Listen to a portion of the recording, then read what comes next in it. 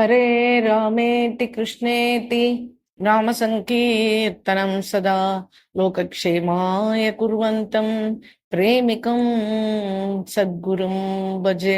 जय बोलो प्रेमिकेन्द्र सद्गुरुनाथ महाराज की जय। सर्व संतनों की जय।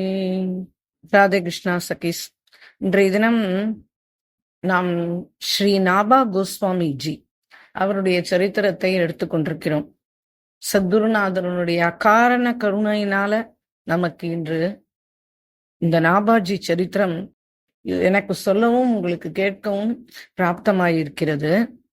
ஸ்ரீ நாபாஜி கோஸ்வாமி ஸ்ரீ பக்தமால் ஜியுடைய பக்த சரித்திரம் பூரா எழுதினவர் இவர்தான்.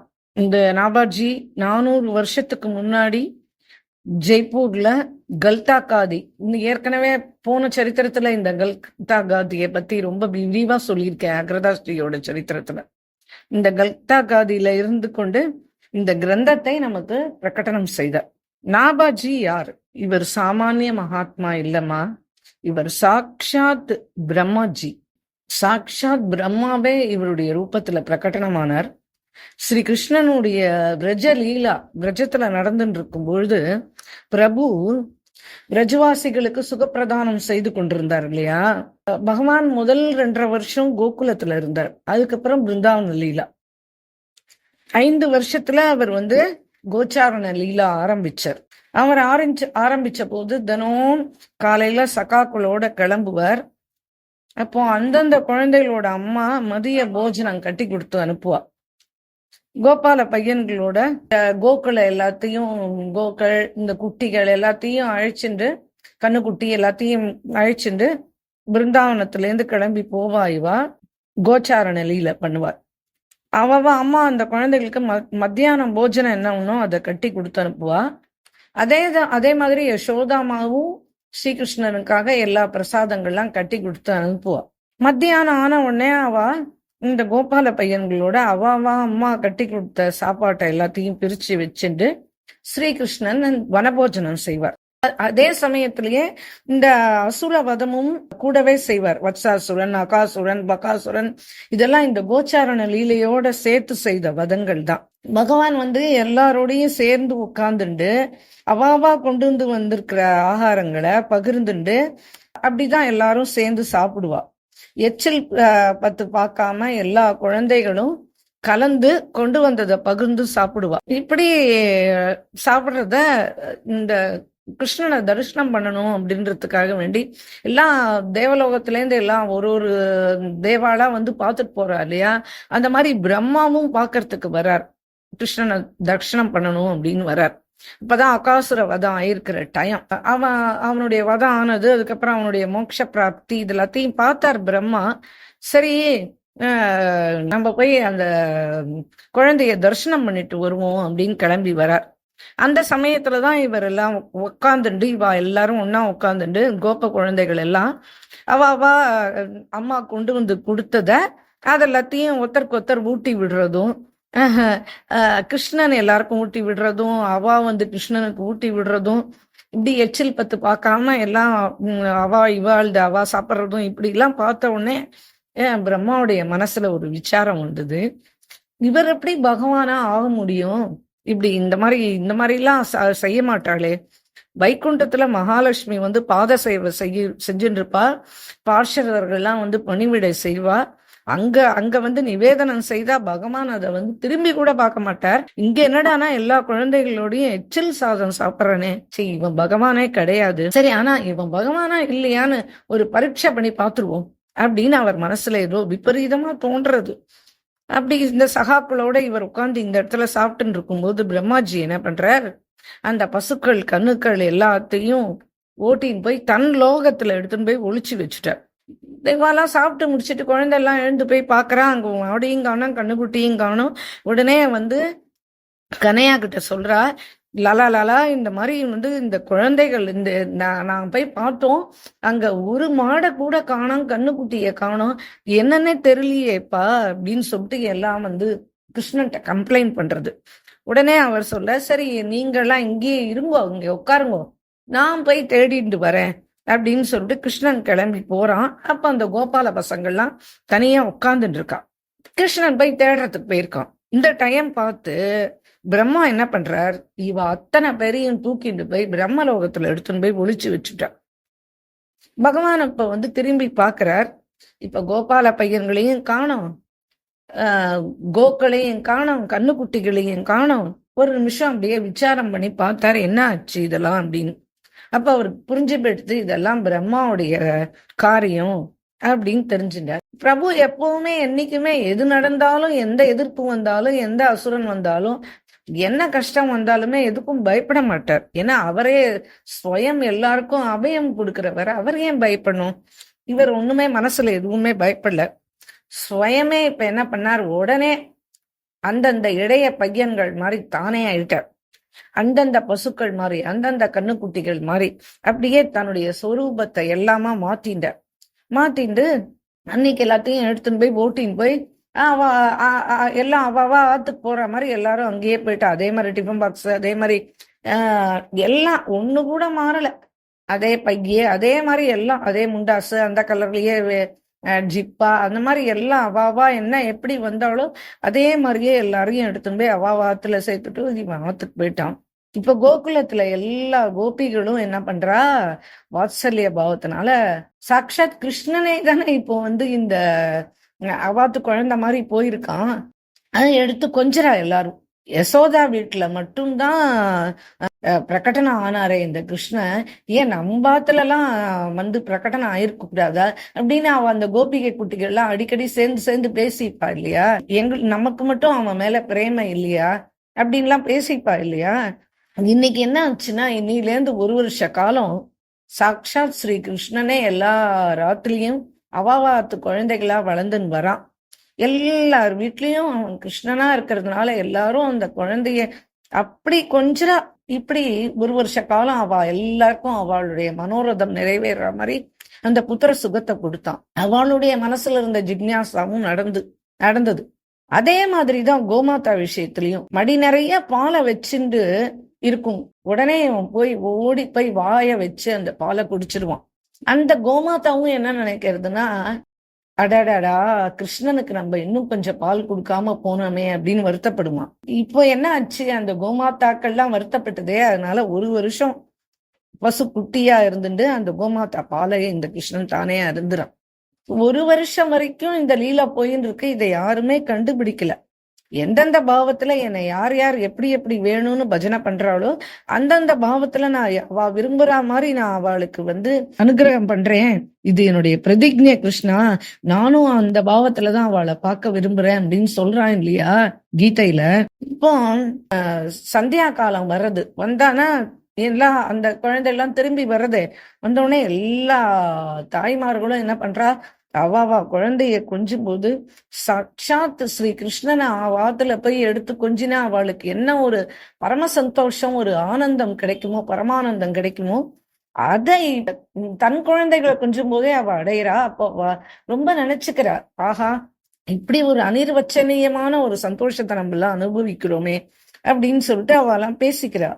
அதே மாதிரி அந்த பசு எல்லாம் என்ன பண்ணும், கன்றுகள்லாம் பால் குடிக்கும் போது அப்படி ஒரு வாத்சல்யமா பாலை ஊட்டும் இல்லையா. ஆனா இப்ப பசுக்கள்லாம் என்ன பண்றது, புது குட்டி போட்டுதுன்னா, புது குட்டி போட்டா என்ன பண்ணும், அந்த புது குட்டியை தான் அந்த பக்கத்துல வச்சுக்கும், அதுக்குதான் பால் ஊட்டும். அந்த பழைய குட்டியை அதுக்கப்புறம் அது திரும்பி கூட பார்க்காது. இந்த புது குட்டி கொஞ்சம் பெருசா ஆற வரைக்கும் தன் பக்கத்திலேயே தான் வச்சுக்கும். அது எங்கெல்லாம் போறதோ அது பின்னாடியே போயிடும், அதுக்குதான் எல்லாமே பண்ணும். ஆனா இப்ப எப்படி இருக்கு அப்படின்னு சொல்லிட்டு பார்த்தானா, இப்ப பிறக்கிற குட்டியெல்லாம் விட்டுடுறது. இந்த வளர்ந்த கண்ணுக்குட்டி இருக்கு இல்லையா, அது பால் குடிச்சதுன்னா வாஞ்சையா அது பின்னாடியே போய் தடவி கொடுத்து அது கூடயே இருக்கிறது. இத பலராமன் மட்டும் பார்த்துட்டு அன்னைக்கு அவருக்கு ஜென்ம நட்சத்திரம் இதனால இது எல்லா ராத்துலயும் பார்த்தானா அவாத்து தாய்மார்கள்லாம் என்ன பண்றா, பெரிய குழந்தைல சின்ன குழந்தைல விட்டுட்டு பெரிய குழந்தைல மடியில வச்சுன்னு கொஞ்சரா, பிறந்த குழந்தைய தவழ விட்டுறா. பசுலாம் என்ன பண்றது, பிறந்த குட்டியெல்லாம் விட்டுட்டு அந்த பெரிய குட்டியை போய் அது லாலனை பாலனை பண்ணி அது தடவி கொடுத்து நக்கி கொடுத்து அதுக்கு பாலை ஊட்டுறது. இதெல்லாம் என்ன விஷயம்னு இப்பதான் எனக்கு புரியுறது. இந்த கண்ணுக்குட்டிகளும் இந்த கோபால பையன்களும் எல்லாமே சாட்சாத் நந்தலாலா தான் அப்படின்றத நான் இவன் புரிஞ்சுட்டான் பலராமன். ஒரு வருஷம் வரை இந்த லீலா நடந்துட்டே இருக்கு. இப்ப கீழே வந்து பிரம்மா பாக்குறார், இங்க எல்லாம் அப்படி அப்படியே இருக்கு, இங்க இருக்கா மாதிரியே அங்க இருக்கோ பாப்போம் அப்படின்னு திரும்பி பிரம்மலோகத்துக்கு ஓடுறார். அங்க போய் பாக்குறாரு, அங்க இருக்கிறது அங்க இருக்கிற மாதிரியே இருக்கு. இப்படி 4-5 தடவை போயிட்டு போயிட்டு போயிட்டு போயிட்டு வந்தார். இதுக்குள்ள என்ன ஆச்சுன்னா, சாண்டில்ய முனிவர் ஒரு தடவை வரார். அவர் சொல்றாரு, இந்த வருஷம் வந்து ரொம்ப நல்ல வருஷமா இருக்கு, அதனால விவாகத்துக்கு யோகியதை இருக்கிற கோபால பசங்கள் கோபிகைகள்லாம் யார் யாருக்கு விவாகம் பண்ணணுமோ அதெல்லாம் இந்த வருஷம் பண்ணிடலாம் அப்படின்னு சொல்ற. அப்ப என்ன வந்துன்னா, சமஸ்த கோபால பையனா யார் இருக்கிறது? இப்போ இந்த வருஷம் கிருஷ்ணன் தான் இருக்கான். உடனே இந்த கோபிகைகளுக்கும் இந்த கோபால பையன்களுக்கும் கல்யாணம் ஆயிடுது. இந்த கோபால பையனா இருந்த கிருஷ்ணனுக்கு எல்லாருக்கும் கோபிகா கன்னிகைகளுக்கும் கல்யாணம் ஆனதுனால இதுல என்ன ஒரு பெரிய சூக்ஷ்மம் அப்படின்னா, ராசலீல பங்கு கொள்றா இல்லையா கோபிகைகள், அவள்லாம் அந்நிய ஸ்திரீகளே கிடையாது. ஏன்னா சாட்சாத் கோபாலனே இவ எல்லாரையும் கல்யாணம் பண்ணிட்டு இருக்கான். அதனால வேண்டி இப்ப அவள்லாம் அந்த அந்நிய ஸ்திரீகளே கிடையாது அந்த கோபிகைகள்லாம். இப்ப பிரம்மா கீழே வந்து இருக்கிற சமயத்துல கிருஷ்ணன் மேல போயிட்டு பிரம்மா மாதிரி வேஷம் போட்டுன்னு போறான். துவாரபாலகர் உள்ள விடுறா. உடனே போய் அவன் போய் பிரம்மாவுடைய சீட்ல உட்காந்துன்றான். இப்போ ஒரிஜினல் பிரம்மா கீழே இருந்து மேல போறாரு, அவளை துவாரபாலகால் விடல உள்ள போறதுக்கு. உடனே பிரம்மா சொல்றாரு, இது என்னுடைய உலகம்பா, இது என்னுடைய விஷயம், நான் தான் பிரம்மா, ஸ்வயம் பிரம்மா, என்னையே நீங்க விட மாட்டேன்னு சொல்றே அப்படின்னு துவாரபாலகரை கடிஞ்சுக்கிறார். உடனே அவன் சொல்ற, இந்த மாதிரி எல்லாம் விளையாட்டு காமிக்காதவள், பிரம்மா ஏற்கனவே போயாச்சு, அவர் உள்ளதான் உட்கார்ந்துட்டு இருக்காரு, எங்களுக்கு தெரியும், எங்களை ஏமாத்த முடியாது. அடாடா, என் உலகத்திலேயே நான் வஞ்சிக்கப்பட்டு விட்டேனே அப்படின்னு அலங்கலாய்ச்சுக்கிறார் பிரம்மா. அதுக்கப்புறம் என்ன பண்றாரு, வேற வழி இல்ல, அவன் செஞ்சது தப்புன்னு தன் மனசுல புரிஞ்சு போயிடுத்து. கிருஷ்ணன் வந்து இந்த மாதிரி நம்மளுடைய தவறை கண்டுபிடிச்சு அதை இப்ப சுட்டி காட்ட போறான்றது புரிஞ்சுடுத்து. இவருக்குமே நாம ஏன் இந்த மாதிரி பண்ணோம்னு இவருக்கே வெக்கம் வந்துடுத்து. நேரா கிளம்பி வரார் இங்க பாவனத்துக்கு. அங்க ஒரு பிரம்ம குண்டம் ஸ்தாபிக்கிறார். அங்க உட்கார்ந்துட்டு தபஸ் பண்றார். அவர் சொல்ற, அந்த பிரம்ம குண்டத்துல இருக்கிற நீரே பிரம்மாவுடைய கண்ணீர் தான் அந்த பிரம்ம குண்டத்துல இருக்கிற நீர் அப்படின்னு சொல்றார். அங்க இவர் தபஸ் பண்ணிட்டு இருக்கார். எதுக்க பார்த்தா கிருஷ்ணன் உட்கார்ந்துட்டு இருக்கான். உடனே இவருக்கு தூக்கி வாரி போட்டது. போனார், ஓடி போய் அவருடைய காலில் விழுந்தார். விழுந்து பிரம்மா வந்து பிரார்த்தனை பண்றார். நான் க்ஷமாபணம் பண்ணிக்கோப்பா, நான் தெரியாம இந்த மாதிரி தவறு நகர்ந்துட்டு, என்னவோ நான் என்னுடைய புத்தி இப்படி ஆயிடுத்து அப்படி இப்படின்னு சொல்றார். ஆனா கிருஷ்ணனும் ரொம்ப கோபமா இருக்கான். நான் உங்களை பரீட்சை பண்ணது பெரிய தப்பு தான், ஆனா ஒரு புத்திரன் தப்பு பண்ணிட்டா எப்படி தப்பா மன்னிச்சிருவாரோ அந்த மாதிரி நீங்க தான் என்ன மன்னிக்கணும் அப்படின்னு சொல்லிட்டு இவர் என்ன பண்றார். இப்ப பிரம்மா வந்து ஒரு பெரிய ஸ்துதி, அது ரொம்ப ஸ்லோகங்கள், அது பிரம்மா ஸ்துதி பண்றார். அது ரொம்ப விசேஷமான ஸ்துதி கூட. உடனே கிருஷ்ணன் சொல்றான், உன்னுடைய துர்பாவத்தினால நீ என்ன பண்ண, பக்தாளுக்கு அபராதம் செஞ்சுட்டப்பா, அதனால வேண்டி எனக்கு வந்து ரொம்ப மனசுக்கு ரொம்ப வருத்தம் அப்படின்னு சொல்ற. சரி, இதுக்கு என்ன பிராயஷ்சித்தம் நீங்களே உங்க வாயால சொல்லிடுங்க, நான் செஞ்சது ரொம்ப தப்புதான், நானும் அழுதுட்டேன், நானும் ஸ்துதி பண்ணிட்டேன், உங்க காலையும் பிடிச்சு உங்க காலில் என்னுடைய 4 சிரங்களும் விழற மாதிரி உங்ககிட்ட மன்னிப்பு கேட்டேன், இதுக்கு என்ன பிராயஷ்சித்தம் அப்படின்னு. உடனே இல்ல, என்னுடைய மனசுல இருக்கிற அந்த கிளேசம் போகவே இல்லை, நீங்க வந்து பக்தாளுக்கு இந்த மாதிரி அபராதம் பண்ணதுனால நீங்க என்ன பண்ணணும்னா கலியுகத்துல பிரகடனம் ஆகணும், பக்தர்களுடைய மகிமைய நீங்க பாடணும், நாமத்தினுடைய மகிமைய சொல்லணும். அப்பதான் உங்களுடைய அபராதங்கள் க்ஷமிக்கப்படும், உங்களுக்கு பகவானுடைய கிருபாவும் உங்களுக்கு கிடைக்கும் அப்படின்னு சொல்ற. அதுல வந்து 2 தடவை அந்த மாதிரி வரார். பிரம்மாவுக்கு 2 அவதாரம் உண்டு. 2 தடவை அவர் கலியில பிறவி எடுக்கிறார். ஒரு தடவை வந்து ஸ்ரீ சைத்தன்ய மகாபிரபுனுடைய பார்ஷதரா ஹரிதாஸ் டாக்கூர், அந்த ஹரிதாஸ் டாக்கூர் சரித்திரம் பின்னாடி வரும். அவருடைய ரூபத்துல, அதாவது 1 மாசத்துக்கு 1 கோடி ஜபம் பண்ணுவார். அந்த மாதிரி அதுல வந்து நாமத்துல வந்து பிரீத்தி அடையணும் பகவான் அப்படின்னு சொல்லிட்டு அந்த அவதாரம், நாம மகிமைய விளக்கிற அவதாரம் தான் ஹரிதாஸ் டாக்கூரா வரார். 2வது அவதாரம் வந்து இந்த நாபாஜி ரூபத்துல வரார். அதுக்கு ஒரு 400 வருஷத்துக்கு முன்னாடிதான் இந்த அவதாரம் ஆச்சு. பக்தமால் அப்பதான் அந்த பக்தமால் கிரந்தம்ன்றத அவர் எழுதுறார். அதுல பக்தர்களுடைய மகிமைய உறக்க பாடுறத. இந்த கலிகாலத்துல சாது சங்கம், ஹரிநாமம், இது 2ம் இல்லாம ஜீவன் வந்து உத்தாரணம் ஆக முடியாது அப்படின்றத அவர் அதுல பிரகடனம் பண்றார். இப்ப இவருடைய சரித்திரத்தை உள்ள பார்ப்போம். தைலங்க தேசத்துல ஒரு பிராமண குலம், தட்சிணதாசி பூர்வஜர்கள்லாம், இவளுடைய பூர்வஜர்கள்லாம் தட்சிணவாசிகள் தான். ஆனா யாருக்குமே அந்த குடும்பத்துல சந்தானமே கிடையாது. இப்ப என்ன உபாயம், இந்த வம்சம் தழைச்சு ஆகணும் இல்லையா அப்படின்ன உடனே, அப்போ அந்த ஊர்ல இருக்கிற பெரியவர் ஒருத்தர் அனுமான் உபாசனா பண்ணுங்கோ, அப்ப உங்க வம்சம் நல்லா தழைக்கும், இந்த வம்சத்திலேயே ஒரு அற்புதமான ஒரு மகாத்மா பிறப்பார், அவரால் இந்த ஜெகத்துக்கே கல்யாணம் உண்டாகும் அப்படின்னு சொல்லிட்டு அவர் அனுகிரகம் பண்றார். அப்புறம் இந்த வம்சத்துக்கு பேரே அனுமான் வம்சம்னு ஆயிடுறது. இந்த வம்சத்துலதான் இந்த நாபாஜினி பிரகடனம் ஆற ராமண தம்பதிகள், அவளுக்கு இந்த சாக்ஷாத் பிரம்மாவே நாபாஜி ரூபத்துல பிறக்கிறார். பிறக்கும் போதே இவருக்கு 2 கண்ணும் கிடையாது, நேத்திரஹீனனா இருக்கார். அந்த கண்ணு எங்க இருக்கணுமோ அந்த இடத்துல அந்த இந்திரியமே இல்ல. அவ அப்பா குழந்தை பிறந்துட்டு, வம்சத்துல இல்லாத குழந்தை இப்ப பிறந்திருக்கு அப்படின்னு பெரிய உற்சவம் பண்றார். எல்லாரையும் கூப்பிட்டு எல்லாருக்கும் அன்னைக்கு பெரிய விருந்து வைக்கிறார். அவ ஜோசியம் பாப்பா அன்னைக்கு. எப்பவுமே அன்னைக்கு குழந்தை பிறந்த உடனே அந்த அந்த இது பண்றா இல்லையா, புண்ணியாவாஜனம், அப்ப பண்ணும்போது அந்த ஊர்ல இருக்கிற ஜோசியர்கள் வருவா. அவ பார்த்துட்டு, எப்பா துக்கப்படாத, இந்த குழந்தையினால இந்த ஜெகத்துக்கே கல்யாணம் ஆகும், அப்படி ஒரு பிரசித்தியா உலகம் இருக்கிற வரைக்கும் இவனை பத்தி பேசிண்டே இருப்பா, அப்படி இவனுடைய ஜாதகம் இருக்கு. அதனால இவன் 1,00,000 பேரை இந்த பக்தி மார்க்கத்துல ஈடுபடுத்துவான். இவனுடைய கிரக கோச்சாரங்கள்லாம் பார்த்தா ரொம்ப உஜ்வலமா இருக்கு.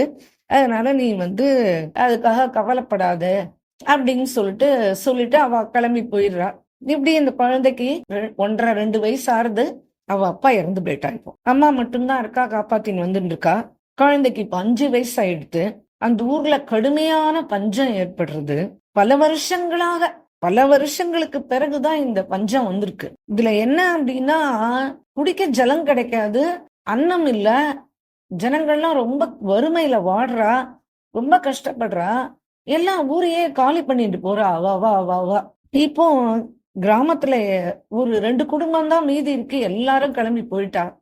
உடனே இவ சொல்றா, நாபாஜி கிட்ட சொல்றா, அப்பா இந்த கிராமத்துல இருக்கிறவா அத்தனை பேரும் காலி பண்ணிட்டு போயிட்டா, ஏதோ இப்படி நம்ம நாட்களை ஓட்டிட்டோம், இதுக்கு மேல இங்க ஒண்ணுமே நம்மளுக்கு கிடைக்காது போல இருக்கு, நம்ம எப்படி இந்த காலக்ஷேபம் பண்றதுப்பா, அதனால நம்மளும் இந்த கிராமத்தை விட்டு கிளம்பிடுவோம், எங்கேயாவது நம்மளுக்கு காய்களோ கனிகளோ இல்ல எங்க ஜலாசயம் இருக்குன்னு பார்த்து தண்ணி குடிக்கிறதுக்கு அப்படி இருக்கிற இடம் பார்த்து நம்ம போயிடுவோம்ப்பா, நம்ம இங்கேயோ உட்கார்ந்துட்டு இருக்கிறதுக்கு இனிமே பிரயோஜனம் இல்லை அப்படின்னு சொல்லிட்டு இந்த குழந்தையையும் தூக்கிண்டு அவ அம்மா ஆத்த விட்டு, ஏதோ அங்க ஆத்துல என்ன இருக்கோ 1-2 சாமான்கள், அதுல என்ன சாப்பிடறதுக்கு என்ன வச்சிருந்தாலோ அது எல்லாத்தையும் எடுத்துட்டு கிளம்பிட்டா. ஊரை விட்டு இவ 2 பேரும் கிளம்பி நடந்து வந்துட்டே இருக்கா. ஒரு பக்கம் பசி, ஒரு பக்கம் தாகம், ஒரு மரத்திலையும் ஒரு பழங்கள் காணோம், ஒரு காய்கறி கனிகள் கிடைக்க காணோம், குடிக்கலாம் தண்ணி காணோம், ஜலாசயம் எங்கேயுமே இல்ல. ரொம்ப வருத்தப்பட்டுட்டே வரா. இப்படி நடந்து வரும்போது ரொம்ப களைப்புனால அந்த அம்மா ராஜ்யத்துக்கு உள்ள நடக்கிற பாதையை விட்டுட்டு காட்டு பாதையில போக ஆரம்பிச்சுட்டா. ஒரு மரத்துக்கு படுத்துட்டா. மறுநாளைக்கு காத்தால எழுந்து திரும்பி அதே மாதிரி நடக்கிறான். அந்த காட்டுக்குள்ளேயே எங்கேயா பக்கத்திலேயே ஏதாவது ராஜ்ய பாதை கிடைக்குமா அப்படின்னு தேடிண்டே போறா. நல்ல வெயில் வந்துடுத்து, தாங்க முடியல. இந்த குழந்தைய தூக்கிண்டு வேற நடக்கணும். அவன் ரொம்ப தூரம் நடக்க மாட்டான், கால்ல கல்லுக்கு தருதுமா முள்ளுக்கு தருதுமாம்பா. அதனால அவன் அம்மா தூக்கிண்டே தான் நடக்கணும். அவளால முடியல. ஒரு மரத்தடியில அந்த குழந்தைய உட்கார வச்சா. நேர கிளம்பி போனா, அப்பா நான் போய் எங்கேயாவது தண்ணி இருந்தா நான் தண்ணியை குடிச்சிட்டு உனக்கும் நான் கொஞ்சம் தண்ணி எடுத்துட்டு வரேன்ப்பா அப்படின்னு சொல்லிட்டு போறா. மனசுல ஏகப்பட்ட விசாரம் இருக்கு. நான் இப்போ எந்த மனுஷாலும் என் கண்ணில் படல, யார்கிட்டையும் நான் சகாயம் கேட்கல, மனப்பூர்வமா நாராயணா நான் உன்கிட்டதான் நான் சகாயம் கேட்க முடியும், இதை விட்டா எனக்கு வேற ஒரு உபாயமும் எனக்கு தெரியல. அந்த குழந்தைய வேற நான் தனியா விட்டுட்டு வந்திருக்கேன், எனக்கு கண்ணுல எங்கேயாவது தண்ணி இருக்கான்னு காமிப்பா, ஏதாவது ஆகாரம் வேண்டாமா அப்படின்னு சொல்லிட்டு மனசு உருகி பாடுறா. ஏ தீனோ தீனாத்து दीनानाथ ये दीनों की नाथ, दीनानाथ हमारी सुख लो प्रभु जी, ये दीनों की नाथ, दीनानाथ हमारी सुख लो प्रभु जी। नेत्रहीन पितृहीन बालक बिचारा, तुम बिन इस वन में कौन देगा सहारा, वो दीनों की नाथ, दीनानाथ हमारी सुख लो பிரபு ஜி அப்படின்னு அழுதுண்டே பாடுறா. ஒரு அடி கூட இப்ப எடுத்து வைக்க முடியல. சரி என்ன பண்ணுவோம் அப்படின்னு சொல்லிட்டு சுத்த முத்த தேடி இப்படி நடந்து நடந்து நடந்து நடந்து ரொம்ப தூரம் போயிட்டா. தண்ணி வேணும் தண்ணி வேணும், குறிக்கோள் தண்ணியில மட்டும்தான் இருந்தது. தண்ணி வேணுமே அப்படியே தேடி தேடி போக போக போக ரொம்ப தூரம் போயிட்டா. ஐயோ நம்ம குழந்தை தனியா விட்டு வந்தோமே, எந்த வழியா விட்டு வந்தோம் தெரியலையேன்னு திரும்பி பின்னாடி நடக்கிறா. இப்ப அவளுக்கு எங்க விட்டோன்றது அந்த பாதை மறந்து போயிடுது.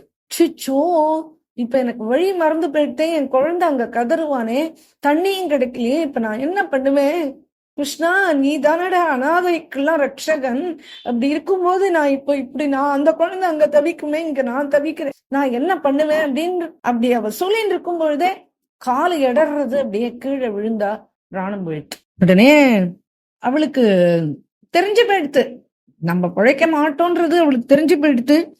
பகவான்கிட்ட அவ ஆனா விண்ணப்பம் மட்டும் பண்ணிக்கிறா. இந்த பாட்டை பாடிட்டு விண்ணப்பம் பண்ணிக்கிறா. நான் வெறும் ஜென்மாதான் கொடுத்திருக்கேன் அந்த குழந்தைக்கு, என்னால அந்த குழந்தைக்கு எந்த சுகமும் இல்லை. ஆனா உண்மையா எல்லாருக்கும் சுகத்தை கொடுக்கக்கூடிய தேவன் நீ ஒருத்தன்தான், நீதான் எங்க எல்லாருக்குமே ரட்சகன், அதனால நீதான் அவனை காப்பாத்தணும் அப்படின்னு அவ சொல்லியிருக்கா. ஏற்கனவே சொல்லிட்டு தான் கிளம்பி போனா. இந்த குழந்தைய விட்டுட்டு போறோமே, பக்கத்துல சிங்கமோ புலியோ ஏதோ ஒண்ணு வந்ததுன்னா என்ன பண்ணுவோம் அப்படின்னு தான் அவ அப்படி சொல்லிட்டு போனா. நிஜமாவே கீழே விழுந்துட்டா, பிராணனும் போயிடுத்து. இந்த குழந்தைக்கு அது தெரியுமா, சின்ன 5 வயசு குழந்தை. இது அம்மா வருவா அப்படின்னு பார்த்துருந்தது. கொஞ்ச நேரம் ஆன முன்னே இந்த குழந்தை கத்த ஆரம்பிச்சிட்டு, அம்மா அம்மா எங்கம்மா இருக்க, நீ வாயம்மா, எனக்கு தண்ணி வேண்டாமா, எனக்கு ஒண்ணுமே வேண்டாமா, நீ இருந்தானா போதுமா, அம்மா நீ வாமா, எனக்கு ரொம்ப பயமா இருக்குமா, அம்மா நீ மட்டுமாவது வாயேம்மா, அம்மா நான் எவ்வளவு நேரம் தனியா இருப்பேம்மா, ஏம்மா எங்கம்மா போன, அம்மா இருட்ட போறது போல இருக்கேம்மா, எங்கம்மா போன, எனக்கே இந்த 2 கண்ணும் தெரியாது, எங்கேயாவது நகரத்துல 4 பேர் நடமாடுற இடத்துல இருந்தா கூட நான் இப்ப கத்துறது அவளுக்கு கேக்குமேம்மா, நான் காட்டுல இருக்கேனேம்மா, நான் தனியா இருக்கேனே, நான் என்ன செய்வேம்மா, என்னம்மா நான் செய்வேன் அப்படின்னு சொல்லிட்டு ஒரே அழறது இந்த குழந்தை. உடனே அப்போ இந்த குழந்தை 5 வயசா இருந்தா கூட அவ அம்மா பக்கத்துல ஊர்ல எல்லாம் எங்க சத்சங்கம் நடந்தாலும் அந்த குழந்தைய இழுத்துன்னு போய் தானும் உட்காந்து கேட்போம், கதை கேட்போம். இதனால இந்த சத்சங்கத்துல இவன் கேட்டிருக்கான் இல்லையா, அவன் சொல்றான், நாராயணா நீ எல்லா இடத்துலயும் வியாபிச்சிருக்கன்னு நான் சத்சங்கத்துல கேட்டிருக்கேனே, அப்பனா நீ தானே எனக்கு சகாயம் பண்ண முடியும், அதனால நீதான் எனக்கு சகாயம் பண்ணணும் அப்படின்னு சொல்லிட்டு அவர் அடிக்கடி சொல்வாரே சத்சங்கத்துல, நீ அழுது பஜனை பண்ணா பகவான் வருவான்னு சொல்லிட்டு.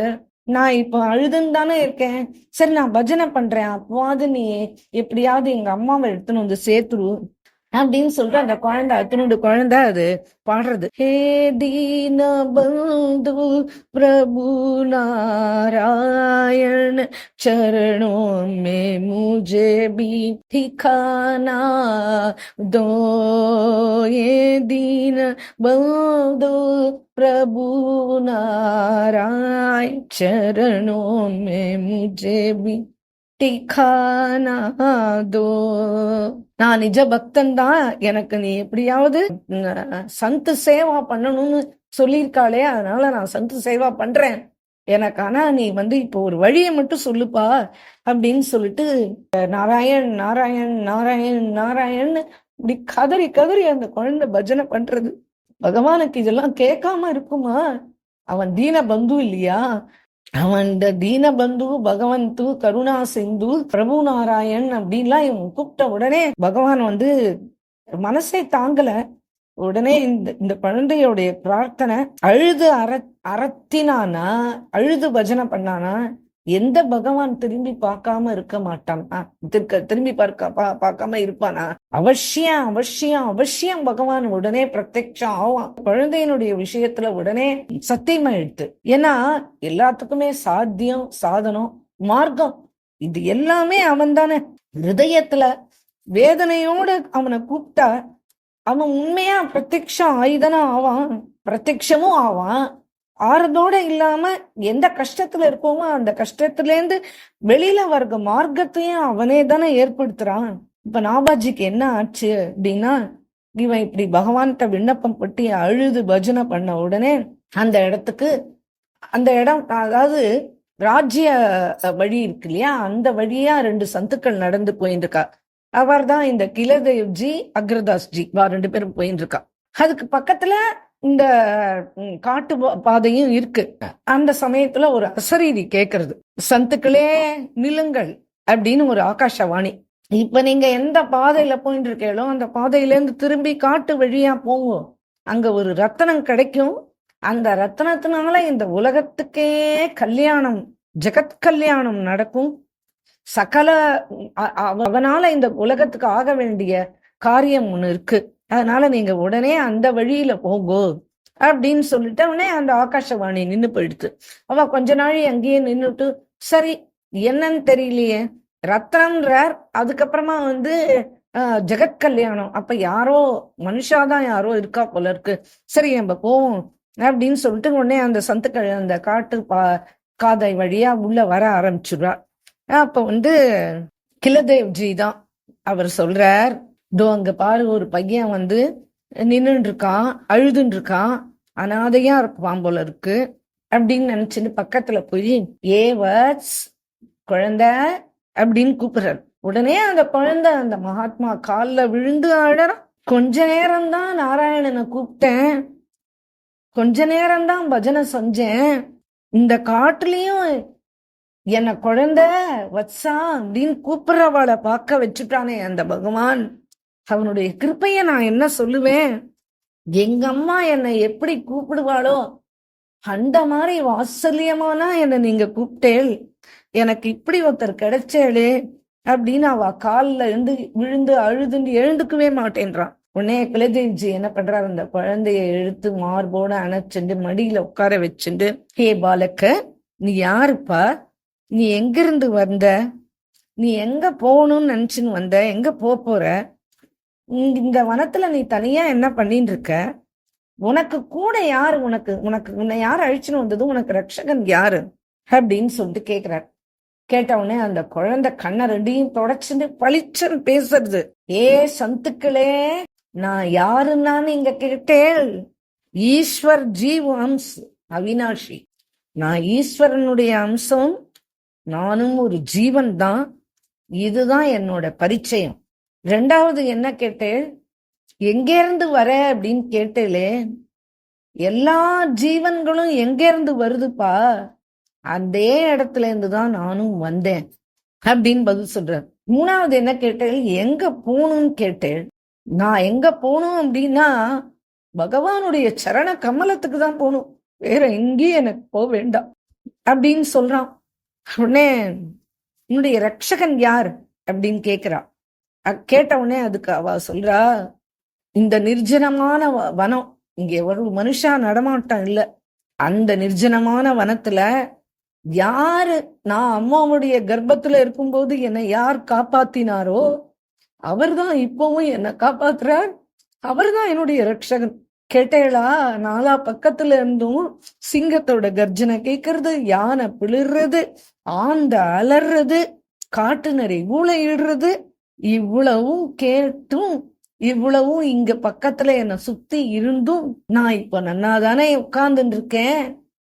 அப்ப இந்த சமயத்துல என்ன யார் ரட்சிச்சா, யார் என்ன அப்ப காப்பாத்தினாரோ அந்த பகவான் தான் இப்பவும் காப்பாத்தின்னு இருக்கார், அதனாலதானே நான் உயிரோடையே இருக்கேன். அப்ப யார் சந்தேகம் இல்லாம அந்த தீனபந்து, அந்த நாராயணன் தான் என்னுடைய ரட்சகன், இதுதானே நிதர்சனமான உண்மை அப்படின்னு சொல்லிட்டு இந்த குழந்தை சொல்றது. இவ்வளவுதான் என்னுடைய பரிச்சயம் அப்படின்றது. உடனே கிலதேவ்ஜி கண்ல இருந்து பொல பொல பொல பொலன்னு தண்ணி கொட்டிட்டு அக்ரதாசும் அழறார். உடனே இந்த குழந்தைக்கு எப்படி இந்த 5 வயசு இருக்கும் போல இருக்கு இந்த பாலகனுக்கு, இந்த வயசுல இந்த குழந்தைக்கு ஏது இத்தனை ஞானம், என்ன மேதா சக்தி இந்த குழந்தை, இந்த முகத்துல என்ன ஒரு தேஜஸ், இதுதான் பகவான் இந்த அஷரீரி சொன்ன ரத்னம் இவன் தான் போல இருக்கு அப்படின்னு சொல்லிட்டு இப்படி பேசுறானே. பெரிய சாதனைகள் பண்ணி ஏகப்பட்ட சாதனை பண்ணவனால கூட இந்த மாதிரி பேச முடியாது. இந்த 5 வயசுல இந்த குழந்தை இவ்வளவு பேசுறது, சரிப்பா இருக்கட்டும் அப்படின்னு சொல்லிட்டு அந்த குழந்தைய லாலனை பண்ணி திரும்பி கேக்குறா. சரி இப்படி காட்டுக்கு நீ எப்படி வந்த அது சொல்லு, எங்களுக்கு அது தெரியணும் அப்படின்னு கேக்குறார்.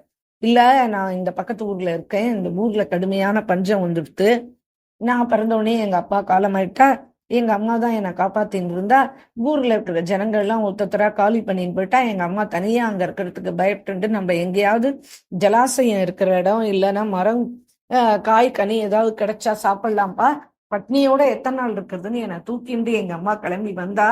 நாங்களும் இந்த காட்டு வெளியா இவ்வளவு தூரம் வந்தோம், இது ரொம்ப தண்ணி தாகமா இருக்குமான்னு சொன்னேன். எங்க அம்மாவுக்கும் தண்ணி தாகம். எங்க அம்மா என்னை இந்த மரத்தடியில உட்கார வச்சுட்டு இதோ தண்ணி எடுத்துன்னு வரேன்னு போனா, ஆனா இது வரைக்கும் எங்க அம்மா திரும்பலையே, நான் என்ன செய்வேன், எங்க அம்மா வேணும் எனக்கு அப்படின்னு இந்த குழந்தை அழல். இத உடனே கிலதேவ்ஜி வந்து அவர் ஒரு சர்வஜன் மகாத்மா. அவர் உடனே தியானம் பண்ணி பாக்குறார். சரி புரிஞ்சுட்டார், அவ அம்மா வந்து காலமாயிட்டா அப்படின்றத புரிஞ்சுட்டார். உடனே அக்ரதாஸ்ஜி சொன்னார், சரிப்பா இப்ப உன்னோட யாருமே இல்ல, உங்க அம்மாவும் வரல, இப்ப நீ எங்களோட கிளம்பி ஊருக்கு வரியா அப்படின்னு கேக்குறார். சரி வரேன், நாங்க வந்து ஜெய்ப்பூருக்கு பக்கத்துல கல்தா காதின்னு ஒரு இடம் இருக்கு, நாங்க அங்கதான் தங்குவோம், அங்க வரியா அப்படின்னு கேக்குறார். எனக்கு எதுவுமே தெரியாது, நீங்க எங்க கூட்டிங் போனாலும் நான் உங்களோட வரேன் அப்படின்னு சொன்ன உடனே சரி. இப்ப அக்ரதாஸ் சொல்றார் கிலதேவ்ஜி கிட்ட, மகாத்மன்னு எனக்கு நிச்சயமா தெரிகிறது, இவனுடைய அகக்கண் திறந்துதான் இருக்கு, இவனுக்கு புறக்கண் தான் இல்ல, இவனுக்கு வெளியில என்ன நடக்கிறது ஏது எதுவுமே அவனுக்கு தெரியாது, இவன் வந்து சேவா செய்யற யோக்கியதை இருக்கிறவனா இவன் இருக்கணும், நாளைக்கு உலகத்துக்கு பயன்பட போற ரத்தனம்னு வேற பகவான் வந்து அசரீதியா சொல்லியிருக்கான், நீரோ சர்வ சமர்த்தர், அதனால இந்த குழந்தைக்கு முதல்ல இந்த 2 கண்களை பிரசாதியுங்கோ அப்படின்னு கேக்குறார். உடனே கிலதேவ்ஜி என்ன பண்றார், கமண்டலத்துல இருக்கிற தண்ணியை எடுத்து அந்த 2 குழந்தையினுடைய 2 கண்ணையும் இப்படி தொடச்சிட்டு நாராயண் நாராயண் பாடுறார். உடனே அந்த குழந்தைக்கு 2 கண்ணும் திறந்துடுத்து. ஜோடியா நிக்கிற இந்த 2 மகா புருஷர்களையும் முதல்ல தன் கண்ணால பாக்குறது, அவளுடைய ஹிருதயத்துல இருக்கிற சீதாராமனையும் ராதாகிருஷ்ண யுகுலத்தையும் பாக்குறது, 2 பேர் அந்த தரிசனமும் ஆறுது இந்த குழந்தைக்கு. உடனே அப்படியே கால்ல விழுந்து 2 பேருடைய கால்லையும் விழறான், நமஸ்காரம் பண்றான், கண்லேந்து அப்படியே தாரையா தண்ணி வெளியிறது. உடனே அவ வந்து இல்லப்பா அழாத, நாங்க உனக்கு அபயம் கொடுத்துருக்கோம், நான் உங்களை விடமாட்டேன், நீ வா எங்களோடன்னு சொல்லி இந்த குழந்தைய கையை பிடிச்சிட்டு கல்தாஜிக்கு கூட்டின்னு வந்துடுறா. கல்தாஜி வந்து ஒரு சாதாரண இடம் கிடையாது, அது ஏற்கனவே நம்ம பழைய அக்ரதாஸ் சரித்திரத்துல பார்த்தோம், அது ஒரு மகா திவ்ய பூமி. வைஷ்ணவர்கள்லாம் இன்னைக்கும் அங்க போய் சத்சங்கம் பண்ணிட்டு தான் இருக்கா. இந்த 4 பக்கமும் மலை இருக்கும், அதுக்கு பின்னாடி சரோவரம் இருக்கும், இந்த மலைக்கு மேல போனா அங்க ஒரு குகை இருக்கும், அங்கதான் வந்து இந்த கிருஷ்ணதாஸ் பைஹாரிஜி அவருடைய சரித்திரத்திலையும் பார்த்தோம், அவரும் அங்கதான் இருந்தார். கிருஷ்ணதாஸ் பைஹாரிஜியோட குகை இன்னைக்கும் அங்கதான் இருக்கு.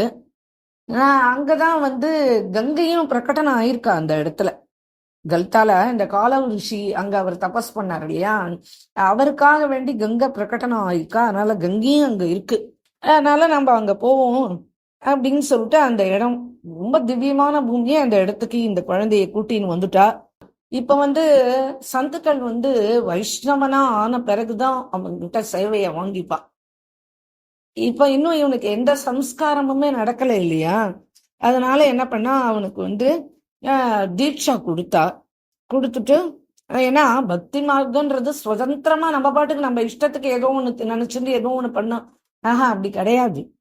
குருநாதர்ன்றது ஒருத்தர் இருக்கணும், ஒரு மந்திர ஜபம் அவர் மூலமா நம்ம எடுத்துக்கணும், அப்படி பிரவேசிச்சாதான் நம்மள வந்து பகவான் கிட்ட சுலபமா எடுத்துன்னு போய் குருநாதரே சேர்த்துருவார். அதனால என்ன சொன்னார், கிலேதேவ்ஜி சொன்னார், அப்பா அக்ரதாஸ் நீ கொடு அந்த குழந்தைக்கு தீட்சை அப்படின்னு சொன்னார். சரி, அக்ரதாஸ்ஜி கிலேதேவ்ஜி பெரியவர் இல்லையா, அவர் சொல்றத நம்ம கேட்கணும் அப்படின்ட்டு உடனே என்ன பண்றார், அந்த குழந்தைக்கு புத்ரா அப்படின்னு கூப்பிடுறார். கூப்பிட்டு அந்த குழந்தைக்கு தீட்சை கொடுக்கிறார். தீட்சை கிரகிச்சுக்கிறியான்னு கேக்குறார். சரிங்கிறது அந்த குழந்தை.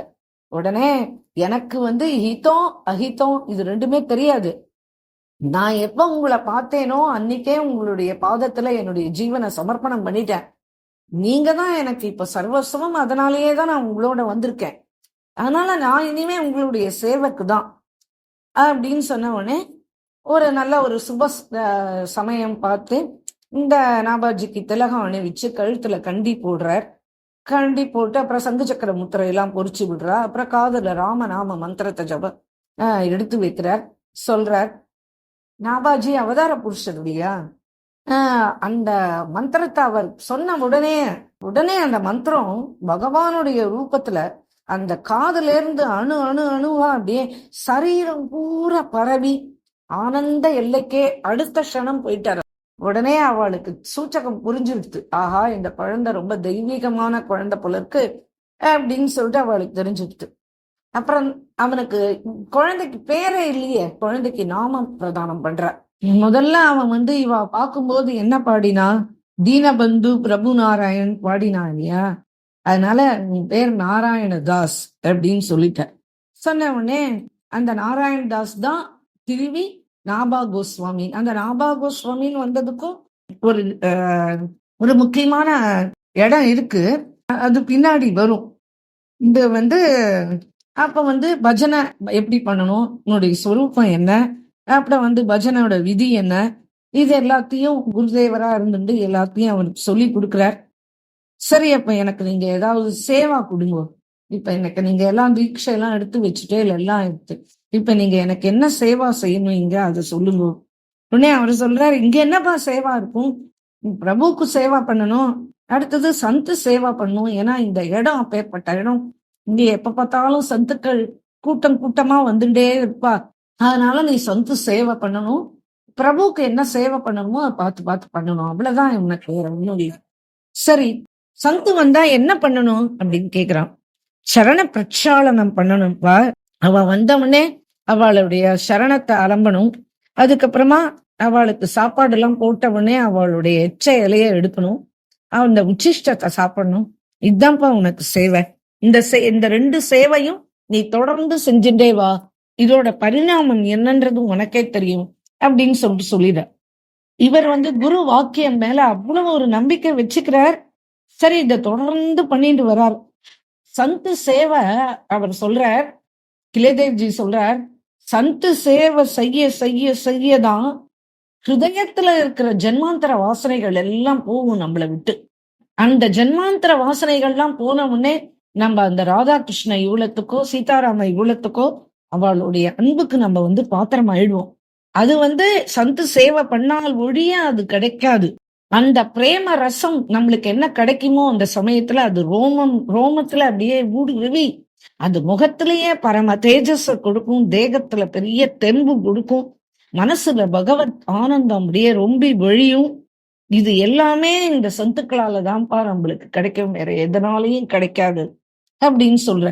இதையேதான் சைத்தன்ய மகாபிரபுவுடைய சிஷ்யார்ல ஒருத்தர் நரோத்தம் டாக்கூர் அவர் தன்னுடைய கிரந்தத்துல சொல்லியிருக்கார், வைஷ்ணவு வரே பதூலி தாகே மோரு ஸ்நான கேலி தர்ப்பண மோரு வைவேரனா विचार करे आमने भक्ति रस आस्वादने वैष्णवेर उच्चिष्ट दागे मोर मननिष्ठ नामते வைஷ்ணவ வேற நாமத்தை அசுகி அப்படின்னு சொல்லிட்டு நரோத்தம் தாஸருடைய ரொம்ப பிரசித்தியான பாடல். சரண பிரக்ஷாளனம் சந்து உச்சிஷ்டம் இதுதான் ரொம்ப முக்கியம். இந்த மனசுல ஒரு நிஷ்டம் வரணும் அப்படின்னா அது நம்மளுக்கு இந்த சந்து உச்சிஷ்டத்தாலதான் வரும் அப்படின்னு சொல்லிட்டு பண்ணி பண்ணி பண்ணி பண்ணி பண்ணி இந்த நாராயணதாஸ் என்கிற நாபாஜியினுடைய ஹிருதயத்துல கொஞ்சம் ஒண்ணு அமைஞ்சிடுது. அதுல பிரியாவும் பிரீத்தமும் 2 பேரும் வந்து உட்கார்றதுக்கு அது ரெடியும் ஆயிடுச்சு. அச்சா இப்ப அக்ரதாஸ் கிலதேவ்ஜியை பார்க்க வரவாளா, அந்த இடத்துக்கு கல்தாஜிக்கு வந்து பஜனை பண்றதுக்கு வரவா எல்லாருமே இவனுடைய சேவையும் இவனுடைய தன்மையும் இவன் நடந்துக்கிற விதத்தையும் பத்தி ஒருத்தரும் வந்து அப்படி புகழ்ந்து சொல்லிட்டு போறா. இவன் 2 பேரும் ரொம்ப பெருமைப்பட்டுக்கிறா, சந்தோஷப்பட்டுக்கிறா அந்த பையனை பார்த்து. இதோட இல்லாம குருவுக்கு போய் அப்பப்ப சேவை பண்ணுவான். இதுக்கு மத்தியில அவருக்கு என்னென்ன வேணுமோ இந்த நல்ல பூக்கள் எல்லாம் போய் பறிச்சுன்னு வருவான் பக்கத்துல இருக்கிற தோட்டத்துல இருந்து. எல்லா பூக்கிலையும் எடுத்துன்னு வந்துட்டு மாலை, அழகா இருக்கிற பூலாம் எடுத்து அழகா மாலை கோத்துடுவோம். மாலையை தோத்து வச்சுட்டு அதுக்கப்புறம் சில பூக்கள்லாம் எடுத்து சந்தனத்துல தோய்ப்பான். தோச்சு அதை அழகா தட்டுல வரிசையா அடுக்கி வைப்பான். இப்படி அப்புறம் சுவாமிக்கு ஸ்நானத்துக்கு குடத்துல தண்ணி முண்டு எடுத்துன்னு வந்து வைப்பான். இப்படி என்னென்ன வேணுமோ எல்லாம் அங்கங்க இருக்கிறது எல்லாத்தையும் எடுத்துன்னு வந்து சத்துக்கள்லாம் யாராவது பழங்கள் அதெல்லாம் வாங்கி வந்திருந்தானே அதை நிவேதனத்துக்கு எடுத்துன்னு வந்து வைப்பான். இப்படி அக்ரதாஸ் காலையில பஜனை பண்ணிட்டு இருக்கும்போது அவனுடைய வேலையெல்லாம் முடிச்சுட்டு இவருக்கு பூஜைக்கு உபகாரம் பண்றதுக்கு வந்து உட்கார்ந்துடுவான். ஒரு நாளைக்கு காலையில அக்ரதாஸ் காலையில பஜனை பண்ணிட்டு இருந்தார். பஜனை பண்ணிட்டு ஆன்மீகம் செஞ்சுட்டு இருக்கார், பகவான ஸ்மரணை பண்ணிட்டு இருக்கார். இந்த இடத்துல வல்லவாச்சாரியாருடைய ரொம்ப ஃபேமஸ் ஸ்லோகம், அதை இவர் ஸ்மரணை பண்ணிக்கிறார். ஸ்ரீகிருஷ்ண சேவா சதா காரியா மானசீசா பராமத்தா சேதஸ்தத்து பிரவணம் சேவா சித்தையே தனு வித்தஜா அப்படின்னு வல்லவாச்சாரியருடைய ஒரு ஃபேமஸ் ஸ்லோகம். அதுல என்ன சொல்றாரு அப்படின்னா, ஸ்ரீகிருஷ்ண சேவாவை வந்து சதா செஞ்சுட்டு வரணும். அது சதா செஞ்சுட்டே வந்துருந்தா மானசீக சேவா புஷ்டி ஆகிற வரைக்கும், எது வரைக்கும் செய்யணும்னா மானசீக சேவா புஷ்டி ஆகிற வரைக்கும் இந்த கிருஷ்ண சேவாவை சதா செஞ்சுட்டே வரணும். சேவாலேயே அவர் என்ன சொல்றாரு, அது 3 வகைப்படும் அப்படின்றார். ஒண்ணு வந்து தனுஜா சேவா, ரெண்டாவது வந்து வித்தஜா சேவா, மூணாவது வந்து மானசீக சேவா. இந்த தனுஜா சேவா என்றது வந்து தன் சரீரத்தால செய்யற சேவை. என்ன முடியுமோ, நம்ம கிட்ட பணம் காசு இல்ல, சரீரத்தால என்ன கிருஷ்ண சேவை யார் பண்ணிட்டு இருக்காளோ அவளுக்கு போய் நம்ம சரீரத்தால என்ன சேவை பண்ண முடியுமோ அதை பண்ணணும். அடுத்தது வித்தஜா சேவா அப்படின்னா தங்கிட்ட இருக்கிற பணம் காசுகளை கொடுத்து ஏதோ ஷிங்கார் போகு இதுக்கெல்லாம் வேண்டிய சாமான்களை வாங்கி கொடுக்கணும். இது வித்தஜா சேவா. மூணாவது மானசீக சேவா. இந்த மானசீக சேவா தான் ரொம்ப உத்தமமான சேவா. அதாவது எப்படி அப்படின்னா, இந்த 2 தனுஜா சேவா வித்தஜா சேவா இது 2 செய்ய செய்ய செய்ய மானசீக சேவா வந்து தானாவே புஷ்டி ஆயிடும்.